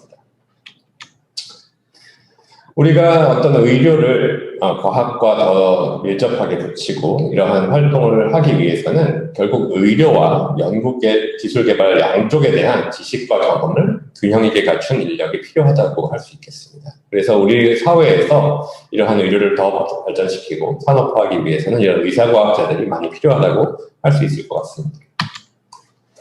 왜 의사이면서 과학자여야 되는가? 사실은 뒤에서도 말씀드리겠지만 다른 직군에 있는 사람들은 지금도 굉장히 많이 있습니다. 의사과학자가 뛰어나서 의사과학자를 육성해야 된다 이런 말씀을 드리는 게 아니라 우리 여러 가지 직군이 필요한데요. 그 직군 중에 가장 비어있는 직군이 바로 의사과학자이기 때문에 의사과학자를 양성해야 된다고 이제 말씀을 드릴 수 있겠습니다. 예를 들면 에이드 리서치나 아니면 기술을 개발하고 있는 그런 분들은 굉장히 많으세요. 뛰어난 분들도 많고 활동하시는 분들 많습니다. 또 뒤에서 또 말씀드리겠지만 병원에서 우리나라 의료를 거의 세계 최고 수준으로 올린 많은 의사들이 있습니다. 그런 분들이 계시지만 이 둘의 어떤 그 갭을 메워줄 수 있는 의사과학자 또는 의사공학자는 매우 부족한 상황입니다. 그래서 이러한 분들을 우리 사회가 길러내야 된다. 그런 말씀을 드리려고 하는 것입니다. 그러면 의사과학자의 장점이 뭐가 있느냐? 왜 의사과학자가 필요하냐면 이 의사들은 기본적으로 이공계 분야에서 상당히 뛰어난 인력으로 생각이 되고 있습니다. 아까도 잠시 말씀드렸지만 굉장히 우수한 인력들이 지난 20년 동안 의과대학에 많이 진출을 했습니다. 의사들이 깊게는 어떤 과학에 대해서 많은 배움을 하지는 않았지만 사실은 굉장히 많은 다양한 분야를 섭렵을 하고 있습니다. 의과대학 교육과정도 그렇고 의과대학 나중에를 마치고 병원에서 수련과정도 그렇습니다. 굉장히 다양한 분야의 트레이닝을 받고 이것들을 통해서 연구의 설계와 기법, 원리, 관리, 리더십 등등의 이런 능력을 보유를 하고 있습니다. 그리고 임상진료라는 것이 어떤 완전한 증거가 있는 상태에서 디시전 메이킹 내리는 게 아니라 사실 환자를 보다 보면 많은 경우에는 증거가 잘 없는 경우도 많이 있습니다. 그런 상황에서 빨리빨리 그 시간에 맞게 디시전 메이킹을 내려야 되거든요. 그래서 어떤 정보가 불확실한 상황에서도 어떤 그 상황에서 최선의 결정을 내리는 그런 디시전 메이킹에 상당히 능숙합니다. 그리고 중요한 것은 환자와 어떤 임상적인 관점에서 어떤 기술이나 환자에서 기술 관점이 아니라 환자 및 임상적인 관점에서 미충족 수요를 이해하고 연구를 한다고 볼 수 있겠습니다. 이게 좀 추상적인 얘기지만 예를 들면 코로나19 바이러스를 연구한다고 할 때 많은 과학자들의 관심은 코로나19의 그 바이러스 자체에 가 있는 경우가 많습니다. 하지만 의사들이 이거를 연구한다고 했을 때는 그 코로나19에 감염이 됐을 때 환자들이 어떠한 영향이 일어나는지에 대해서 사람의 관점에서 연구를 하게 되거든요. 그래서 의료를 더 직접적으로 변화시킬 수 있는 그런 연구를 수행하고 있습니다. 또 문제 중심의 접근법, 어떤 응용을 전제로 한 연구 성과를 지향하기 때문에 훨씬 더 생명과학을 응용하는 그런 연구를 하는 직군이라고 볼 수도 있겠습니다. 그리고 상당히 중요한 것은 사람의 데이터에 직접 접근할 수 있다는 게 매우 중요합니다. 그래서 보시면 그 신약 개발할 때 첫 단계가 이제 전임상, 프리클리니컬 스터디라고 할 수 있는데요. 이런 거를 보면, 미국에서 한 걸 보면 그 중에 한 절반 정도가 이제 레플리케이션, 그러니까 리프로듀서블 하지 않다고 해요. 그래서 그 이유는 많은 게 있습니다. 마우스나 아니면 세포 모델에서 한 정보가 사람에서 잘 안 되는 게 사실은 당연하죠. 그렇기 때문에 어떤 임상적인 성공을 더 하기 위해서는 사람의 데이터를 쓰는 게 굉장히 중요합니다. 그래서 사람의 데이터에 접근할 수 있는 의사과학자는 상당히 강점을 가지고 있다고 할 수 있겠습니다. 몇 분의 의사과학자를 좀 말씀을 드릴게요. 외국에 이제 프랜시스 콜린스라는 분이 있고, 이분은 의사과학자의 대표적인 분입니다. 이분은 이제 여기 오른쪽에서 보시는 것처럼 휴먼 게놈 프로젝트를 이끈 사람이기도 하고요. 지금 미국 NIH의 디렉터이기도 합니다. 이분은 사실 화학자이고요. 이 화학자로 버지니아 대학에서 학사학위, 그다음에 예일 대학에서 박사를 받았습니다. 그리고 그 이후에 노스캐롤라이나 대학의 의과대학에 들어와서 의학과 이제 자연과학을 같이 보유를 하게 됩니다. 이분의 어떤 이러한 의사과학자로서의 능력이 휴먼 게놈 프로젝트를 성공적으로 이끄는데 굉장히 중요한 역할을 하고 지금도 NIH에서 어떤 디시전 메이킹을 내리는데 큰 역할을 하고 있습니다. 일본의 시냐 야마나카라는 과학자가 있고요. 이분은 그 IPS라고요. 스템셀 연구자고요. 노벨상을 이제 받으셨죠. 2006년에 이 IPS 셀이 이제 노벨상을 받은 논문이기도 하고 벌써 2만 번 이상 사이테이션 됐습니다. 이분은 고베대학 의학과를 나오셨고, 그 다음에 정형외과 사실 의사입니다. 정형외과 의사로서는 큰 능력을 발휘하지 못했다고 해요. 근데 정형외과를 보다가 류마티스 관절염에 의해서 관절이 파괴된 그런 환자를 보고 이제 내가 의학의 연구를 해야 되겠다는 생각으로 오사카의 시립대학의 대학원에 다시 들어갑니다.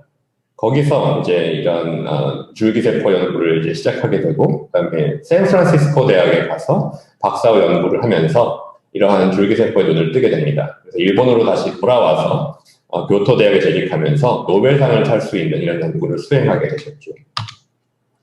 의사공학자의 대표적인 예는 데이비드 팡 교수님이라고 할 수 있겠습니다. 이분은 하버드에서 의대를 나왔고요. MIT에서 PhD를 했습니다. 메디컬 엔지니어링으로 PhD를 했고요. 그 이후에 서던 캘리포니아에서 이제 안과 수련을 받기로 했고요. 이분은 그 OCT라고 해서 눈의 그 병변을 이제 광학으로 찾을 수 있는 OCT라는 기구를 이제 발명했습니다. 사실은 이러한 원리는 이전부터 알려져 있었고, 이분은 이것을 눈, 안과 영역으로 끌고 온 분이라고 할 수 있을 텐데, 이 OCT가 나오기 전에는 안과의 병변이 있으면 눈의 망막을 생검, 바이옵시를 했었습니다. 굉장히 위험하죠. 실명을 할 수도 있고요. 이분이 OCT라는 것을 개발을 함으로써 매우 비침습적으로 건의를 할 수 있게 됐고, 환자들의 완전히 메디컬 프랙티스를 바꾸는 그런 이제 기계를 발명했다고 할 수 있겠습니다. 임상의 수요를 바탕으로 기술을 개발할 수도 있고요. 또 의사 신약 개발자도 있는데 딜리어드라는 회사를 만든 마이클 리오단이 있습니다. 사실 그 제약회사도 수많은 제약 이런 회사가 굉장히 클래시컬한 것이기 때문에 새로운 기업이 거기에 뛰어들기가 상당히 어렵습니다. 하지만 이 딜리어드라는 회사는 이제 의학 지식을 바탕으로 지금 이제 빅파마의 대열에 뛰어든 그런 회사라고 할 수 있겠고요. 마이클 리오단 역시 그 워싱턴 대학교에서 생물학을 전공을 했는데 그 이후에 존스 홉킨스에서 이제 의과대학 이제 의사 학위를 받았습니다. 이분이 댕기열에 걸렸는데 치료제가 별로 없어서 이렇게 바이러스에 대한 치료제가 없지. 그래서 이런 회사를 세웠고 현재 에이즈, 간염, 에볼라, 타미플루 이런 약들을 만들었고 코로나와 관련해서 초기에 렘데시비르 약을 이제 공급을 하기도 했죠. 그래서 이러한 분들이 아주 대표적인 의사과학자, 공학자라고 할 수 있겠습니다. 의사과학자들은 그래도 최근에 유명한 분들을 제가 많이 소개를 해서 그렇지 너무나도 많습니다. 항생제를 하신 분들, 화학요법, 암치료를 하는데 화학요법 하신 분들 너무나 이제 많고요. 정리를 드리면은 지난 25년간 노벨 생리의학상 수상자의 한 40%, 그다음에 노벨상을 받는 그 전 단계 상이라고 하는 라스커상의 50% 정도, 그다음에 세계 탑 10 제약회사의 CTO 중 7명을 차지합니다. 그러니까 이런 어떻게 보면 임상과 어떤 기초과학의 어떤 중간, 즉 미드필더라고 할 수 있는 의사과학자가 굉장히 이런 의학을 산업화하고 의료 수준을 높이는 데 굉장히 중요한 역할을 한다고 볼 수 있겠습니다. 우리나라 상황은 어떠냐면 한번 생각해 보겠습니다. 우리나라의 과학 수준이 매우 높습니다. 네이처 인덱스 2020을 보면 우리나라 과학 수준이 보시면 9위입니다. 굉장히 높습니다. 물론 그래서 바이올로지의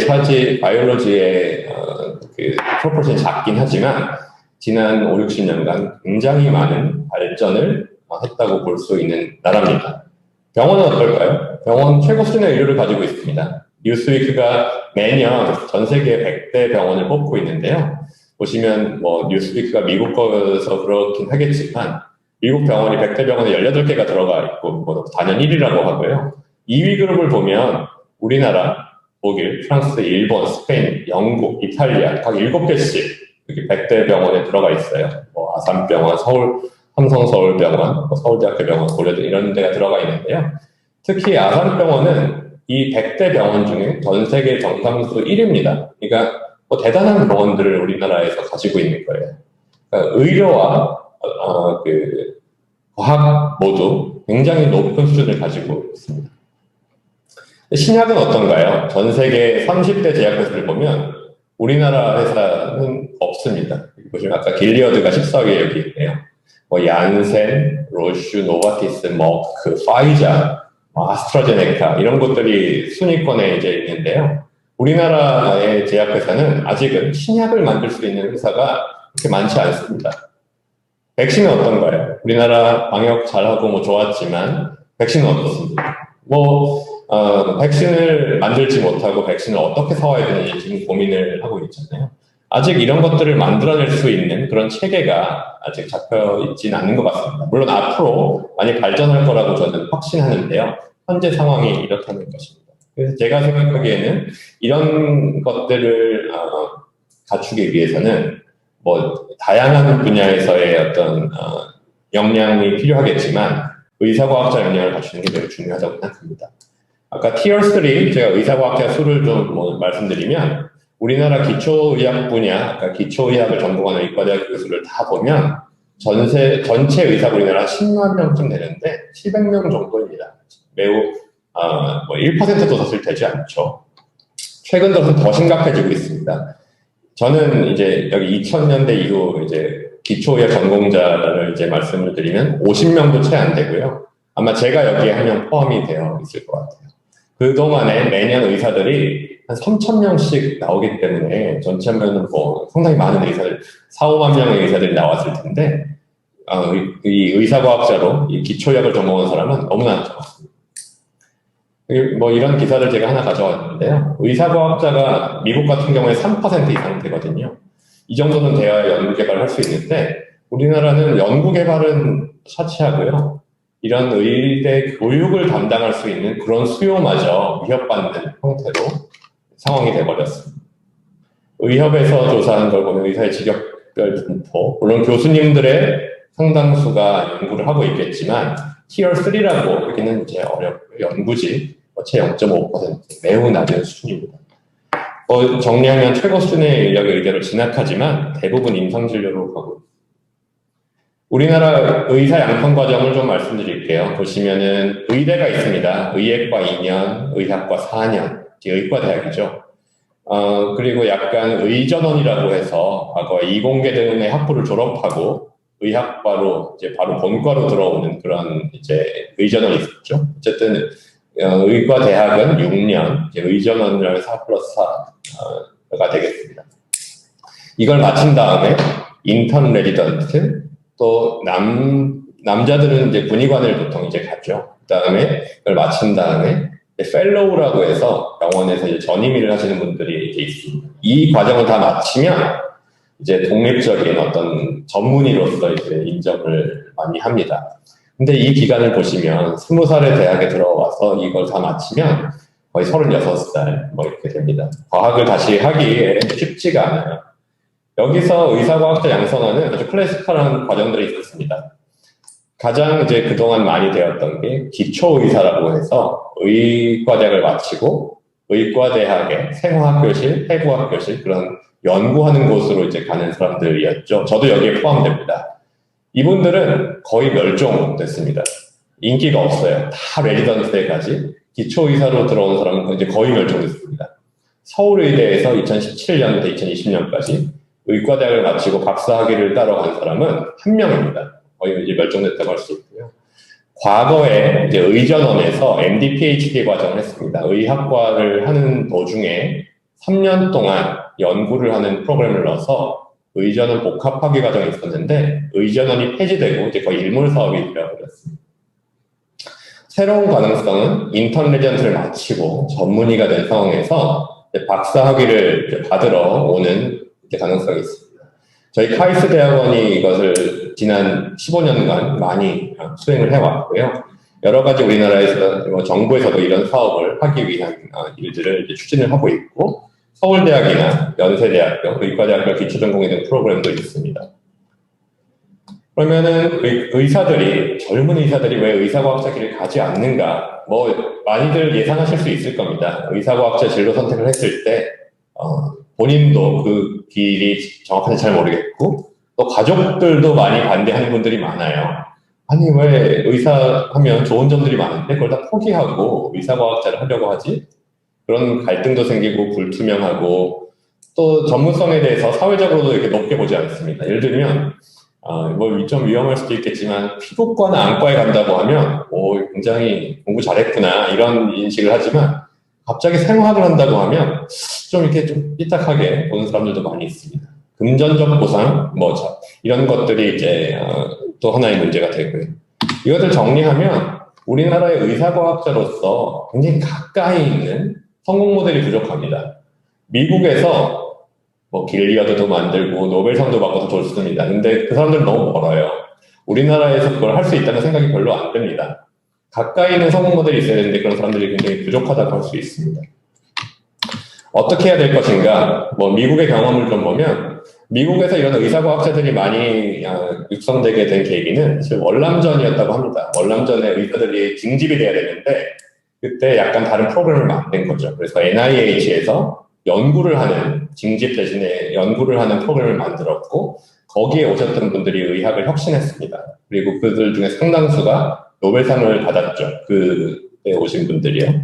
미국은 이런 경험을 이거를 활용해서 MSTP 프로그램이라는 걸 만듭니다. 메디컬 사이언티스트 트레이닝 프로그램이라는 건데요. 의대생 중에 이제 PhD를 받을 사람들을 선발을 합니다. 매년 18,000명의 의대생이 있는데 그중 4%가 지원하고 결과적으로는 1% 정도가 이제 선발이 되는데, 이제 MD와 함께 의사학위와 함께 박사학위를 같이 받게 이제 됩니다. 의과대학생들에게 매우 큰 영예이고요. 의과대학 및 그 학생들이 이제 재정 지원을 받습니다. 결국은 이러한 MSTP를 포함한 다른 의사과학자 양성 프로그램을 통해서 의사의 3% 정도를 의사과학자로 키워내고 있습니다. 이 MSTP 프로그램을 하면 어떤 일들이 있냐면, 의사로서 R&D 활동에 종사할 수 있는 훈련을 의과대학에 이제 제공하게 됩니다. 임상, 기초연구를 병행할 수 있게 해주고요. 굉장히 그 8년에 7, 8년 수학 기간 동안 굉장히 플렉서블하게 그 사람들이 자신의 시간을 써서 의학과 어떤 연구를 같이 배울 수가 있습니다. MSTP뿐만 아니라 전공이나 전임의 교수까지 이러한 연구를 할 수 있는 프로그램들을 잘 마련해 놓고 있습니다. 다른 나라에도 영국, 일본, 스위스, 싱가포르 MSTP 프로그램을 잘 이제 벤치마킹을 해서 비슷한 연구 트랙을 이제 가지고 있고, 이런 의사과학자를 잘 길러내고 있습니다. 카이스트 의과학대학원 이제 제가 있는 곳이고요. 보시면 2006년부터 이제 학생을 받기 시작했는데, 보시면 요 세 번째 트랙입니다. 카이스트는 병원이 없지만 다른 데서 전공의까지 마친 분들을 다시 박사학위로 카이스트에 모시는 그런 이제 프로그램이라고 할 수 있는데요. 의사 및 의사들을 이제 카이스트라는 이공계 대학에 집어넣어서 연구를 같이 할 수 있게 만드는 이제 과정입니다. 상당히 이제 성공적이라고 할 수 있고요. 우리나라에서 이게 절대적인 수치는 아니겠습니다만, 임팩트 팩터 10점 정도가 넘으면 상당히 수준급 논문이라고 하는데, 저희 이 과정에 진학한 학생들의 40% 내지 50% 정도가 이러한 논문 한 편 정도를 내고 졸업을 하고 있습니다. 저희 과 교수가 20명 정도로 매우 작은 과지만, 여기 보시면 네이처, 사이언스, 셀 같은 그런 페이퍼들을 거의 매년 이제 내고 있고, 이런 일들을 하고 있는 게 이제 의사 출신의 이제 과학자들이라고 할 수 있고, 매우 좋은 트레이닝을 받고 있다고 이제 말씀드릴 수 있겠습니다. 카이스트 성공 요인 말씀드리면, 굉장히 우수한 연구 환경을 가지고 있고, 연구를 하지 않고는 다른 일을 할 수 없는 동료 연구자들, 그런 연구 중심 생태계가 잘 갖춰져 있습니다. 중요한 주제를 집중적으로 퍼볼 수 있는 환경이고, 또한 이런 곳에 의사가 왔을 때 굉장히 집중할 수 있는 그런 환경을 제공을 하고 있고요. 또한 뭐 이런 것들이 이제 없지 않아 있는 게 여러 가지 의과대학 사이에 어떤 벽들이 우리나라에 없지 않아 있는 게 사실인데 카이스트 의과대학원에는 그런 분위기가 없습니다. 그래서 매년 한 20명 정도의 의사 학생들이 저희 MD, PhD가 되고자 저희 의과대학원에 들어와요. 그래서 20명이 4년 동안이면 80명 정도의 그런 MD들이 저희 같이 하고 있습니다. 그런 굉장히 경계가 없는 환경들 중요하다고 생각이 되고요. 또한 카이스트 병역특례 제도도 상당히 중요합니다. 의사들이 군의관 가는 대신에 이제 카이스트에 와가지고 박사학위를 받게 해주는 거니까 병역특례 제도도 상당히 중요하다고 말씀드릴 수 있고, 학문적인 성과가 그리고 특별할 것도 없는 그런 분위기도 상당히 중요합니다. 예를 들면 논문을 한두 편 쓴다고 했을 때 막 주변에서 대단하다고 생각하면 그런 일들을 다시 하기가 상당히 어려운데, 여기서는 그런 일들이 특별하지 않기 때문에 그냥 일상적으로 학문적인 성과를 내는 게 일상적인 그런 분위기가 되어버렸습니다. 이런 것들이 카이스트의 성공 요인이라고 할 수도 있겠습니다.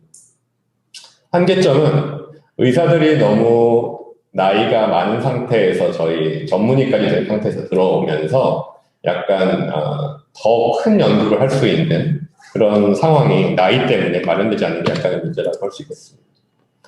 계속 의사를 과학자로 만들어야 된다고 하는데 과학자를 의사로 만들면 그것도 굉장히 좋은 거라고 저는 생각이 됩니다. 과학자를 의사로 만드는 그런 프로그램도 당연히 이제 있어야 될 거라고 생각하고요. 미국의 얼바나 샴페인에 있는 일리노이 대학이 공학에서 굉장히 좋은 대학으로 이제 알고 있는데 거기서 이제 의과대학을 만들었습니다. 그래서 의사를 과학자들을 만드는 뿐만 아니라 이제는 과학자면서 그 사람들을 연구할 수 있는 의사로 만들겠다. 그런 프로그램을 만들어서 2018년에 첫 번째 학생들을 이제 받았습니다. 그래서 굉장히 혁신적인 커리큘럼으로 공학자 또는 자연과학자가 의사가 되는 길을 미국에서 시도를 하고 있고, 이스라엘의 테크니온 공대라는 곳에서는 이런 일들을 굉장히 오래전부터 수행을 해왔습니다. 테크니온 공대는 뭐 이스라엘의 MIT라고 이제 하는데요. 이스라엘 대표 기업 100곳의 CEO 중 48명은 테크니온 공대 출신이라고 하는데, 이런 공과 대학에서 1999년에 우리는 임상의사를 키우는 게 아니라 순수의학 또는 의학 관련 기술, 과학을 연구하는 조건으로 의대를 신설하기도 했습니다. 졸업생 대부분이 임상진료가 아닌 연구개발 스타트업에 종사한다고 해요. 이러한 플렉서블한 형태가 우리나라에서도 있어야만 우리나라의 의사과학자들이 또는 과학자 공학자 의사들이 양성될 수 있을 거라고 생각합니다. 말씀드리고 싶은 것은 이게 마지막 슬라이드인데요. 의사들에게 기여할 수 있는 기회를 주자는 게 제가 드리고 싶은 말씀입니다. 그래서 지금 우리나라 의과대 학생들한테 보면 사실은 대학병원, 공직이, 개원이 이외에 다른 선택지가 거의 없습니다. 롤모델도 없습니다. 하지만 우리가 이런 사람들에게 기회를 줘서 최소 매년 의사 1%, 그러면은 3,000명이니까 30명이에요. 아니면 3%, 100명 정도 됩니다. 이 연구개발 분야에서 활약을 하게 하고 그러한 사람들이 20년만 쌓이면 우리나라의 어떤 바이오헬스케어에 굉장히 큰 격변이 일어나게 될 겁니다. 이것은 의과대학 학생 자신들뿐만 아니라 우리 사회, 국가, 인류의 굉장히 큰 이익으로 돌아올 거예요. 이것을 하기 위해서는 프로그램도 마련돼야 되고 단기적 유인책이 있어야 됩니다. 장학금도 줄 수도 있을 테고요. 하지만 그것을 주었던 이런 과거에 많은 시도들이 있었어요. 하지만 그것을 이제 대부분 실패했습니다. 그것을 반면교사를 삼아야 되는데, 이것을 그냥 연구를 하는 사람한테 이제 그냥 무조건적으로 주는 게 아니라 제대로 된 환경에서 제대로 된 트레이닝을 받을 수 있는 환경을 같이 주어야, 그러한 이제 것들을 마련해야 되는 게 저를 포함해서 이제 우리 사회에 많은 분들이 해야 될 일이라고 생각이 되고요. 성공 모델을 만들고 그 사람들을 잘 지켜서 의사과학자의 길이 굉장히 할만한 길이고, 그런 사람들이 사회적으로 우대받는다, 그런 환경도 같이 조성돼야 될 필요가 있다고 생각합니다. 마지막으로 의사라는 직군, 이 의사라는 게 상당히 많은 그런 메시지, 그런 이미지를 가지고 있는데요. 안타깝게도 이런 이미지도 없지 않아 있는 것 같습니다. 아, 의사 돈 많잖아. 왜 그런 사람한테 또 더 지원을 해줘야 돼? 이런 것 때문에 여러 가지 직군들 사이에 갈등이 있는 경우도 없지 않아 있는 것 같습니다. 그런데 여기서 우리가 꼭 생각해야 될 것은 우리가 키우고자 하는 의사과학자들은 지금 우리가 생각하는 그러한 기존의 기성세대 의사들과 다른 사람이라는 거예요. 그 어떤 재정적으로 여유가 있고 이런 사람들은 기성 의사들 중에 일부겠죠. 지금 의사과학자가 되고자 하는 의학도들은 이런 것과는 별로 상관이 없는 사람들입니다. 그래서 이러한 의사과학자를 키우는 게 그런 시스템이 마련되어야 되지만 혹시라도 이게 어떤 직군간 아니 의사들한테 또 혜택을 줘? 이런 잘못된 불필요한 갈등이 생기지 않도록 하면서 이런 시스템을 만들 필요가 있는 것 같습니다. 네, 좀 말씀 길었네요. 네, 이상입니다. 감사합니다. 예, 좋은 말씀 감사드립니다. 시간이 좀 지연돼서 질의응답은 이제 한 분만 좀 받도록 하고 그 다음에 이제 종합 토의 및 네트워킹으로 넘어가도록 하겠습니다. 질문 있으신 분 혹시 계시면 의사 표명해 주시면은 말씀 주십시오.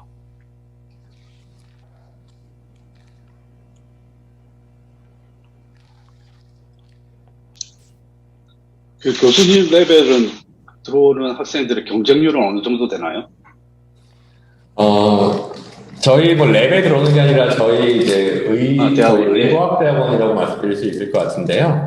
의사들이 매년 한 25명에서 25명 정도 지원을 했었고, 많을 때 30명도 지원을 했었고요. 저희가 매년 조금씩 바르는데 한 20명 정도의 이제 의사과학자를 뽑고 있습니다. 2018년까지는 이제 그랬고, 작년부터는 그 지원들이 조금씩 이제 떨어지고 있는데요. 경쟁률 1.5대 1 떨어지는 분들도 있어요. 그러니까 아주 그냥 쉬운 것 같지는 않고요. 네, 그렇습니다. 우선 저도 한 말씀 드리면 제일 중요한 거는 이제 이런 의학도들이 의학을 졸업하는 의학도들이 이제 미래의 진로에 대해서 어떤 확신을 가질 수 있는 어떤 사회적 저변이 좀 마련되는 게 중요할 것 같습니다. 참 어떻게 보면은 좀 우울한 얘기긴 하지만 우리나라가 이제 90년대, 80년대 이후로 매출 1조를 달성한 회사가 기존 대기업을 제외하면은 거의 손에 꼽을 정도가 됩니다. 근데 그걸 보면은 이제 이렇게 비즈니스 생태계라든가 그런 거에 있어서 상당히 이제 별로 이렇게 고무적이지 않게 될 수밖에 없죠. 그리고 주위 시선도 너 왜 그걸 선택해서 그렇게 했느냐 그런 게 있을 수 있기 때문에 아무래도 그런 사회적인 확신, 물론 의사라서 다 잘 돼야 된다는 건 절대 아닙니다. 열심히 하는 사람이 잘 돼야 되는 거죠. 어찌되었건 간에 그런 저변을 좀 확대하는 게 중요할 것 같습니다. 두 분 다 좋은 강연 감사드리고요. 고생해주신 분들께 다시 한번 큰 박수 부탁드립니다. 자, 그럼 지금부터 종합 토론을 진행하도록 하겠습니다. 그래서 가급적이면 카메라를 다 켜주시기 바랍니다. 그래서 얼굴도 좀 익힐 겸 해서 그렇게 좀 부탁 좀 드리겠습니다.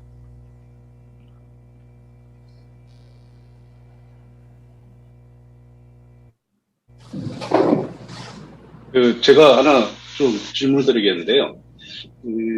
저희 카이스트 의과대학원에서 이제 많은 노력을 하고 성과가 잘 있다고 들었는데, 근데 이제 한 가지 좀 여쭤보고 싶은 것이, 아까 말씀하신 것처럼 의사과학의 가장 큰 장점이라고 하는 것이 사람에 대한 데이터를 접근할 수 있다는 것 아닙니까? 그런데 어떻게 본다면 카이스트 의과대학원에는 그 경로가 차단된 게 아닐까요? 예를 들면 대학 병원이 없는 게 아닐까요? 그러면은 의사 출신 과학자들만 있죠. 의사과학자라고 할 수가 있나요? 예. 좋은 질문 감사드립니다. 사실, 제가 오늘 카이스트를 설명하러 나온 건 아니긴 한데요. 카이스트 의과학대학원의 장점이 있습니다. 장점은, 여러 병원을 같이 할 수 있다는 게 굉장히 큰 장점 같습니다. 그러니까 보통 이제 의과대학에서는, 근데 이런 말씀은 저절치 않긴 한데요. 카이스트 의과대학원에 있으면 서울대학교 병원하고도 같이 일할 수 있고, 그 다음에 연세대학교 병원하고도 일할 수 있고, 충남대학교 병원하고 같이 일할 수 있습니다. 그게 상당히 좋은 점인 것 같고요. 의사 과학자가 되기 위해서는 약간의 솔리드한 PhD 트레이닝이 필요한 것 같아요. 의사로서는 매우 훌륭한 분들이니까요. 그것을 이제 카이스트 의과학대학원에서 담당을 하는 것이고요. 실제로 그분들이 활동을 할 무대는 카이스트 의과학대원이 아니라 여기서 박사를 받고 MD, PhD가 된 이후에 각각의 병원으로 가거나 아니면 의과대학으로 가거나 아니면 스타트업을 하거나 이러면서 그들의 역량이 발휘가 될 것입니다. 그러니까 카이스트 의과학대원이 뭐 중요하다 그런 말씀을 드리려고 했던 건 아닙니다. 좋은 교육을 할 수 있는 곳은 맞는 것 같아요. 예, 이상훈 선생님 말씀해 주시죠. 아, 죄송합니다. 마이크가 아, 예, 안 말씀하십시오. 이상훈 네, 선생님 말씀하십시오. 한의학연구원 예, 이상훈입니다. 예, 사실 오늘 안녕하세요. 예. 예, 주영석 교수님께서 굉장히 중요한 얘기를 해주셨는데 저도 사실 기회가 있을 때마다 이 얘기를 하고 있거든요. 근데 우리나라가 의무사관 후보생에 대해서 그 병역법에 따라서 한번 병원에 그 인턴 레지던트를 하게 되면 그 의무사관 후보생 취소 포기가 불가능한 구조입니다. 그 병역법 120조에 의해서. 그래서 병원에 인턴 레지던트를 하면 그냥 무조건 의무사관 후보생으로 가야 돼요. 그래서 인턴 레지던트를 하고 어떤 이제 의사로서의 경험이 충분한 상태에서 연구자로 이렇게 성장을 할 수가 있어야 되는데, 그렇게 가면은 반드시 어떤 군입 때를 3년 동안, 예, 3년 동안 반드시 가야 되기 때문에 거기 나오면은 최소 한 33살 뭐 이 정도 돼버립니다. 근데 그 사람한테 다시 연구를 하라고 얘기하는 게 굉장히 무리한 요구거든요. 그래서 제가 사실 시간 될 때마다 이런 자리가 있을 때마다 얘기 드리는 게, 전문의 인력의 병역 특례 공부를 통해서 어떤 지금 전문의들은 병특으로 그 대학교에 PhD 과정을 들어갈 수가 없습니다. 그래서 이걸 좀 풀어주었으면 좋겠다라고 항상 주장을 하고 있거든요. 그래서 이런 부분들을 조금 예. 제가 잠깐 부연 설명 좀 드리겠습니다. 그래서 지금은 제가 아까 그 소개하면서 말씀을 드렸는데, 우선 2006, 7년도 경인 것 같습니다. 그 전에도 솔직히 제도가 없는 건 아니었어요. 없는 건 아니었는데, 좀 복잡했고 많이 알려지지 않았을 뿐인데, 지금도 이제 그 전문의 과정을 끝나고 이제 박사 과정에 들어갈 예정 후보들은 병특이 가능합니다. 단 1년 우리가 장교 후보기 때문에 기본적으로 장교 후보는 기본적으로 임관 근무를 시작하고 36개월을 근무를 해야 되는데, 거기서 1년 더 길어요. 당연히 이제 우리가 흔히 말하는 방위로 치는 이제 우리가 흔히 말하는 그런 보충력으로 가고 있어서, 카이스트는 원래 4년제였고, 그리고 일반 의과대학의 기초의학교실은 5년제였었는데, 얼마 전에 그게 4년제로 줄었습니다. 그래서 이제 병특 같은 경우는 어느 정도는 나름 메리트가 있어요. 왜냐면은 1년 더 근무하는 건 맞습니다. 1년 더 근무하는 건 맞는데, 아무래도 자기 연구에 할 수 있고, 그 사이에 외국의 해외 연수라든가 어떤 그런 거 일시적으로 갔다 온 것도 가능하기 때문에 그 제도는 일단 어느 정도는 되어 있습니다. 다만 이제 우리나라 남자들이 기본적으로 짊어져야 되는 짐들이 크기 때문에, 이제 그런 거를 치자면 솔직히 나이 한 35대 가지고 이제 또 다시 대학병에 들어와서 또 그 세계에서 또 일을 하다 보면은 참 이제 여러 가지로 고민이 많이 오겠죠. 그래서 이제 그런 점이 있는데, 어찌되었건 간에 이제 병역 관련 문제는 비단 의학뿐이겠습니까? 왜냐하면 이게 의사만일 특혜를 원하는 것이 아니라 전체적으로 합리적인 방향을 끌고 나가야 되는 것이기 때문에, 어쨌건 좋은 지적, 좋은 의견 감사드립니다. 네. 이상훈 선생님 감사드리고, 제가 하나만 짧게 말씀드리겠습니다.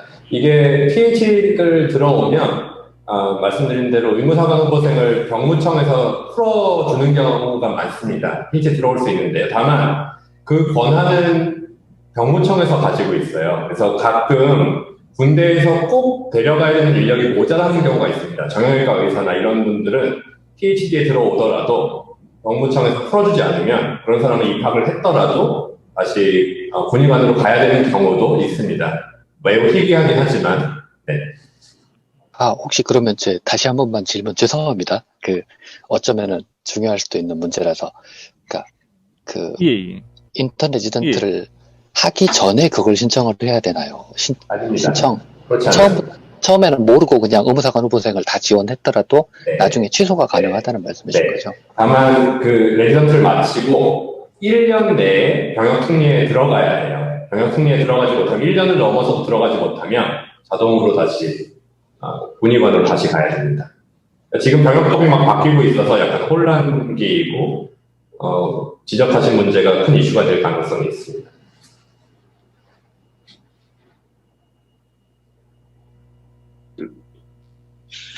저희 좀 정책적인 걸 하나 질문 드릴게요.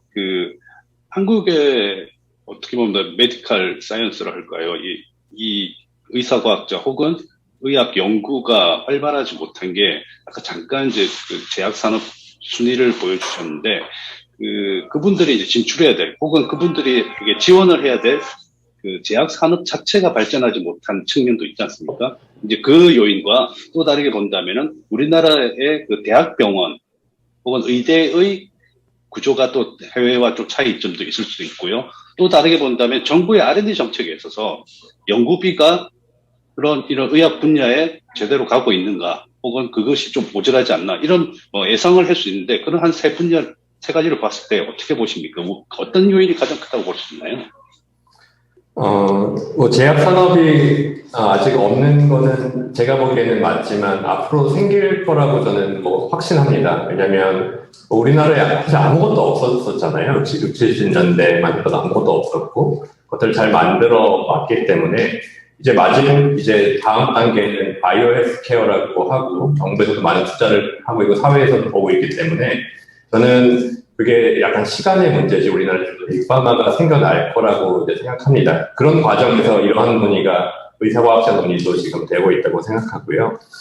의대 요인은 제가 드리기는 좀 어려운 말씀일 수도 있지만 우리나라의 기본적인 의과대학 제도가 옛날에 6, 70년대 이제 만들어진 의학 제도를 그대로 쓰고 있기 때문에 약간 경직되어 있는 거는 맞는 것 같습니다. 다만 아까 김범경 교수님도 말씀해 주셨고 서울의대도 제가 봤을 때는 이런 것들을 키워내기 위한 제도들을 계속 활발하게 연구를 하고 계세요. 그래서 이런 쪽으로 이제 변화가 많이 일어날 수 있을 것 같고 카이스트를 포함해서 우리나라 사회 전반적으로 이러한 논의를 해야 될 때가 아닌가 그렇게 생각이 됩니다. 정부 R&D가 모르겠습니다. 100% 효율적으로 쓰인다고 말씀할 수는 없겠지만 R&D 그런 자금이 규모를 보면 국제적으로 상당히 큰 규모인 거는 부인할 수 없는 사실인 것 같고요. 이게 잘 쓰이기 위해서 많은 분들이 노력해주고 계시니까 효율적으로 쓰기 위한 노력은 계속 해야 될 것 같습니다. 제가 이제 잠깐 부연 말씀 좀 드리겠습니다. 그래서 일단 의과대학 시스템을 보면은 우리나라 의과대학 시스템은 기본적으로 이제 전문의를 이제 대량 생산하는 구조에 초점이 맞춰져 있습니다. 이제 그런 거는 여러 가지 역학이 물려 있는데, 전문의를 생산하기 위해서는 당연히 이제 전공의 티오가 당연히 필요하고요. 전공의 티오가 왜 많아져야 되느냐? 큰 대학병 입장에서는 이제 대학병원을 유지하는 어떤 굉장히, 왜냐면 값싸고 질 좋은 노동력이기도 합니다. 그런 문제가 있고, 두 번째는 우리나라 의과대학이 아까 말씀하셨던 것처럼 상당히 이제 그런 개발 시기에 어떤 그런 상황에 멈춰져 있는데, 기본적으로 이제 우리나라 의과대학의 특성 자체가 이제 줄 세우기를 너무 좋아하고, 이제 그러다 보니까는 이제 한마디로 이제 한 분야에 튀는 사람, 그쪽을 튀면 당연히 다른 건 좀 못하겠죠. 근데 그런 사람의 다양성을 잘 인정해주지 않는 구조가 있습니다. 그래서 저 연세대학교 같은 경우는 이제부터는 이제 저희가 몇 년 전부터 이제 ABCD 등급을 없앱니다. 졸업 등급에. 그래서 패스와 페일을 해서 이제 그거에 그 시간에 자기 어떤 조금 장기를 살릴 수 있는 방향으로 하고 있는데, 물론 그것도 나중에 좀 평가를 해봐야겠죠. 그리고 어쨌건 그렇고요. 그리고 이제 R&D 같은 경우는 우리나라가 이제 그래도 세계 경제 규모로서는 거의 10등, 11등 정도 하는데 결코 작은 나라가 아닙니다. 근데 이제 금액도 결코 작은 금액은 아니에요. 근데 R&D의 상당 부분이 어디에 쓰이고 있냐 하면은 민간기관이나 민간 연구자가 아니라 국가가 운영하는 그런 한마디로 이제 우리로 치면 공공기관 연구원이 있잖아요. 공기업이라고 해야 되나요? 그런 어떤 정부 출연 연구기관에서 그 연구비 상당 부분을 가져갑니다. 그러다 보니까 이런 어떤 활발한 개인 연구자라든가 어떤 우리가 니치 마켓에 있는 어떤 그런 연구자들한테 다소간의 어떤 기회가 좀 안 가고, 또 이제 그러다 보니까 여러 가지로 탑다운 방식으로 모든 게 많이 이루어지고 하다 보니까 이런 어떤 개별적인 연구자의 양성이 좀 아쉬운 것들이 있습니다. 그래서 그나마 국가의 어떤 그 간판을 달고 있는 뭐 카이스트라든가 서울대 같은 경우는 그나마 정말 저희 사립기관에서 볼 때는 정말 부러운 편이고요. 막상 사립기관 같은 경우는 상당히 연구비 기근에 좀 시달리고 있습니다. 이제 풍요 속의 빈곤이죠. 간단히 말씀드리면 그렇습니다. 네, 저도 한 말씀 드리겠습니다. 이게 서울대학교의 최태림입니다. 저는 의학이랑 전혀 관계가 없는데 의학 학생들을 조금 접할 수 있는 기회가 있어서 좀 말씀을 드릴게요. 아마 우리나라의 의사 과학자가 부족한 이유는 사회적인 뭐랄까 뭐 시스템도 부족하고 뭐 여러 가지 아까 말씀하신 것도 있지만 기본적으로 의사를 지망하는 의과 대학에 들어오고 싶어하는 학생들이 이 길을 걷고 싶어하는 학생들이 극소수라는 게 가장 큰 문제일 것 같습니다. 그러니까 하고 싶은데 기회가 적어서 이제 거기서 좌절하는 학생들도 있겠지만 기본적으로 아까 조윤석 교수님께서 말씀하신 처음부터 나는 의사 과학자라는 롤 모델로 하겠다라는 학생이 너무너무 적다라는 거예요. 제가 참고로 말씀드리면 이제 기초 예과 수업 중에 유기화학이라는 거를 이제 의사 지망생들이 이제 의대 학생들이 듣는데 거기를 이제 흔히 말하는 아주 기초 학문인데 즐겨서 듣는 학생들이 거의 없습니다. 그리고 이제 저희 화학과에서 이제 열리는 3, 4학년에 이제 흔히 말하는 고급 수업에서는 흔히 말하는 물론 이제 본과를 가야 되기 때문에도 있지만 그러니까 조금 더 기초적인 마인드를 이제 자기가 활용하겠다라고 하는 학생들의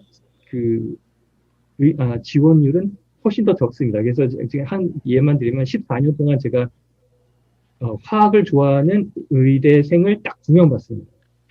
그리고 그 사람들이 다 뭐 임상을 결과적으로 임상을 가겠지만 기초 의화학을 하겠다라고 그 꿈 자체가 그게 아니었기 때문에 이 길을 가는 학생도 적을 수밖에 없다라는 게 이제 하나의 사회적인 길이 하나 더 제가 말씀드리면 이게 우리가 달에 갈 수 있다고 생각해야 로켓도 만들고 뭐 그렇게 하고 싶은 사람이 이제 생길 텐데요. 지금 의과대 학생은 예과에 들어오는 순간에 그렇게 꿈이 굉장히 리밋이 생기는 거예요. 일단 의대 병원의 교수가 되든 뭐 동네의 병원에 개업을 하든 그 정도이기 때문에 별로 그렇게 꿈이 커질 상황이 되지 못했었다고 저는 생각합니다. 이게 이제 10년 후에 저는 IT를 잘 모르지만 뭐 게임 산업, 카카오, 네이버처럼 굉장히 큰 성과를 올린 사람들이 이제 있었지 않습니까? 그런 성공 모델이 바로 옆에 내 친구, 내 3년 선배가 이런 일을 했다는데 이런 성공 모델이 몇 개가 나오면 굉장히 좀 상황이 많이 바뀔 거라고 생각하고 더 액티브한 그런 젊은 의사들이 많이 나올 거라고 생각을 하고요. 사실은 지금도 그런 분들이 많이 계실 거예요. 저희가 아직 성공을 다 못했기 때문에 잘 모르고 있지만 그런 분들이 많이 계실 거기 때문에 저희가 그런 것들을 잘 발굴해서 지원도 해주고 잘 지켜나가는 그런 것도 필요할 것 같습니다. 딱 들어서 말씀드리면 주영석 교수님 같은 분을 우리가 국가가 키워야 된다라는 본인께서는 말씀 못하겠 아니, 저는 그러니까 학문적인 뭐 그런 말씀을 하는 게 아닙니다. 그거는 뭐 연구실 수준의 작은 저는 성공이라고 생각하고요. 우리 사회에 더 큰 걸 하기 위해서는 어떤 기업이라든지 신약을 만들든지 백신을 만들든지 의료기기를 만들어내는 그런 정말 기여할 수 있는 성공 모델이 전 많이 나와야 된다고 생각합니다. 그 점에서 제가 이제 교수님들에게 부탁드리고 싶은 것이, 예를 들면 IT 산업을 출입하는 기자들은 항상 스타트업 중에서 아주 독특한 이력이라든지 혹은 아주 프라미싱한 기술을 가진 사람들을 인터뷰하고 찾아내고 발굴하고 기사를 씁니다. 근데 말씀하신 대로 교수님들 중에서도 의사과학자들이 이런 벤처를 한다든지, 혹은 최근에 이제 AI 업체들 보면은 의사 출신이 많지 않습니까? 아니면은 연구 현장에서도 뭔가 좀 독특한 연구 결과를 냈다든지 이런 분들이 자주 많이 발굴돼야 될 것 같아요. 그러니까 혹시라도 기자분들을 만나고 이러면은 좀 그런 애를 많이 좀 소개를 해서 이것이 하나의 새로운 경로가 될 수 있다는 것을 좀 보여줘야 될 것 같습니다. 그걸 잘 부탁드리겠습니다. 여기 제가 질문 좀 드려도 될까요? 예, 말씀하십시오. 예, 저 KBS 김학재 기자입니다. 예, 말씀 잘 들었고요. 지금 11시 30분까지라고 돼 있어가지고 이게 끝나야 되는데 제가 또 그냥 시간을 딜레이 시키는 게 아닐까. 그래서 약간 좀 죄송스럽게 생각을 하는데, 예, 그냥 좀 한 3가지 정도 저도 그냥 기본적으로 그냥 일반 그 방송 기자로서 궁금한 게 있어서 질문을 좀 드리고 싶습니다.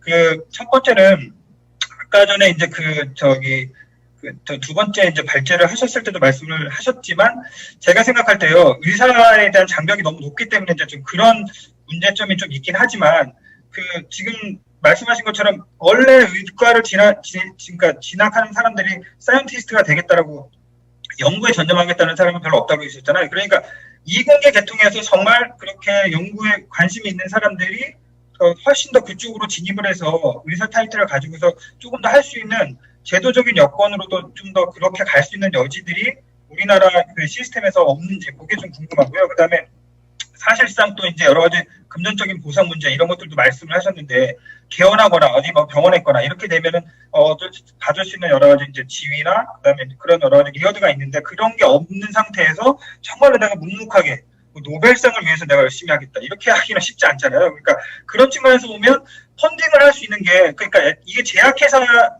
국한되는 건 아닌 것 같긴 한데 그렇다면요. 그러니까 미국 같은 경우나 이런 데는 유수의 그런 그 제약회사들 중에서도 그런 펀딩 같은 것들로 시스템이 잘 돼 있을 것 같은데 사실 우리나라는 그런 부분에 있어서 기업들의 어떤 기여나 뭐 이런 것들이 저거는 상당히 저조하고 미비할 것 같다는 생각도 드는데요.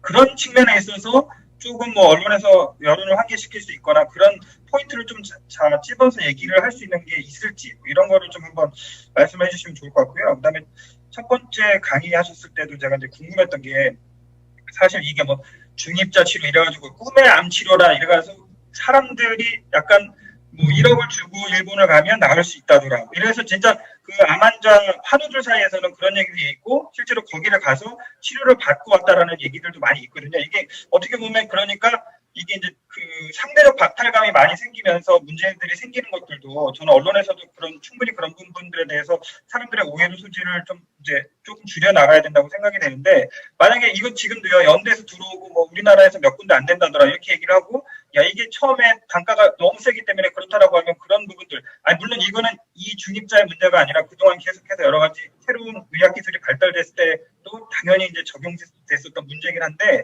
그러면 이제 그게 암 환자들 사이에서는 또 그런 상대적 박탈감이 생길 수도 있고 그렇기 때문에 그런 거에 대한 좀 이 사람들의 인식에 대한 좀 어떤 전환도 필요하고 그런 얘기들을 좀 할 필요가 있다고 생각이 되거든요.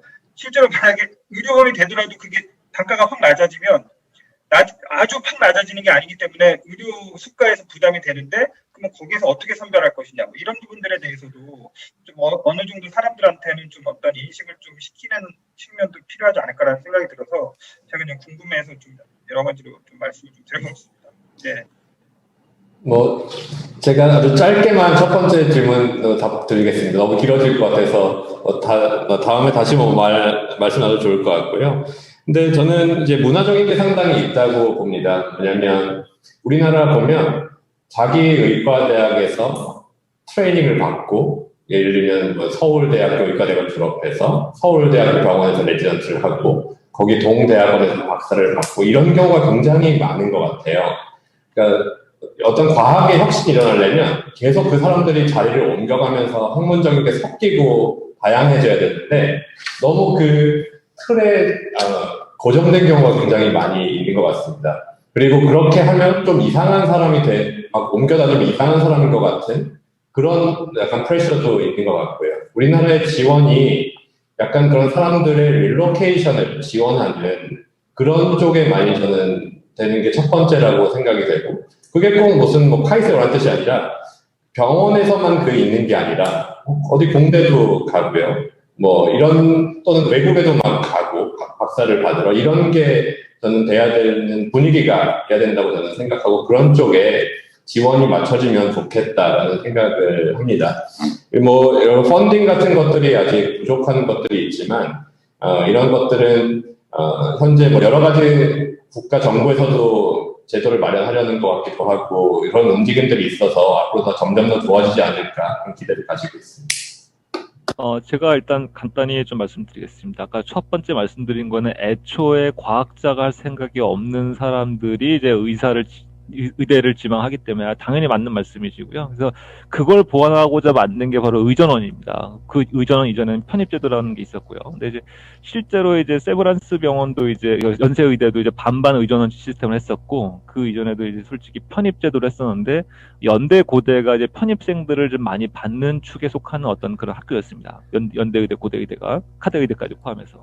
근데 저희 그 동기들을 보니까 그 중에서 실제로 자기의 장기를 살려가지고 자기 어떤 그 이전의 커리어를 살려서 하시는 분들이 진짜 얼마 안 돼요. 얼마 안 되기 때문에 제가 보기에는 이건 앞뒤 순서의 문제일 뿐이지, 역설적으로 지금 의전원은 이제 거의 없어질 상황에 되고 있고요. 그리고 원래는 의예과랑 본과가 있었는데 지금은 이렇게 통합하려는 학교가 더 많아지고 있습니다. 어떻게 보면은 더 옛날로 회귀하는 거죠. 그러니까 그렇게 제도를 바꾼다고 해서 쉽게 될 건 아니고, 오히려 두 번째 말씀하시는 게 어떻게 좀 포인트가 될 것 같아요. 첫 번째는 인트라뮤럴 펀딩, 뭐 대학교가 됐든 정부 연구가 됐든 그런 연구들이 많아야 되고, 두 번째는 우리가 자본시장을 통한 펀딩 같은 거. 예를 들면 뭐 지금 미국의 스타트업 같은 것도 전부 다 그런 식으로 다 이게 됐던 거잖아요. 이제 그렇게 돼야 되고, 그렇게 되려면 이제 하나만 바꾸는 것이 되는 것이 아니라 여러 가지로, 한마디로 규제에 대한 어떤 완화가 필요합니다. 그렇게 해야지 이런 성공 사례도 있고,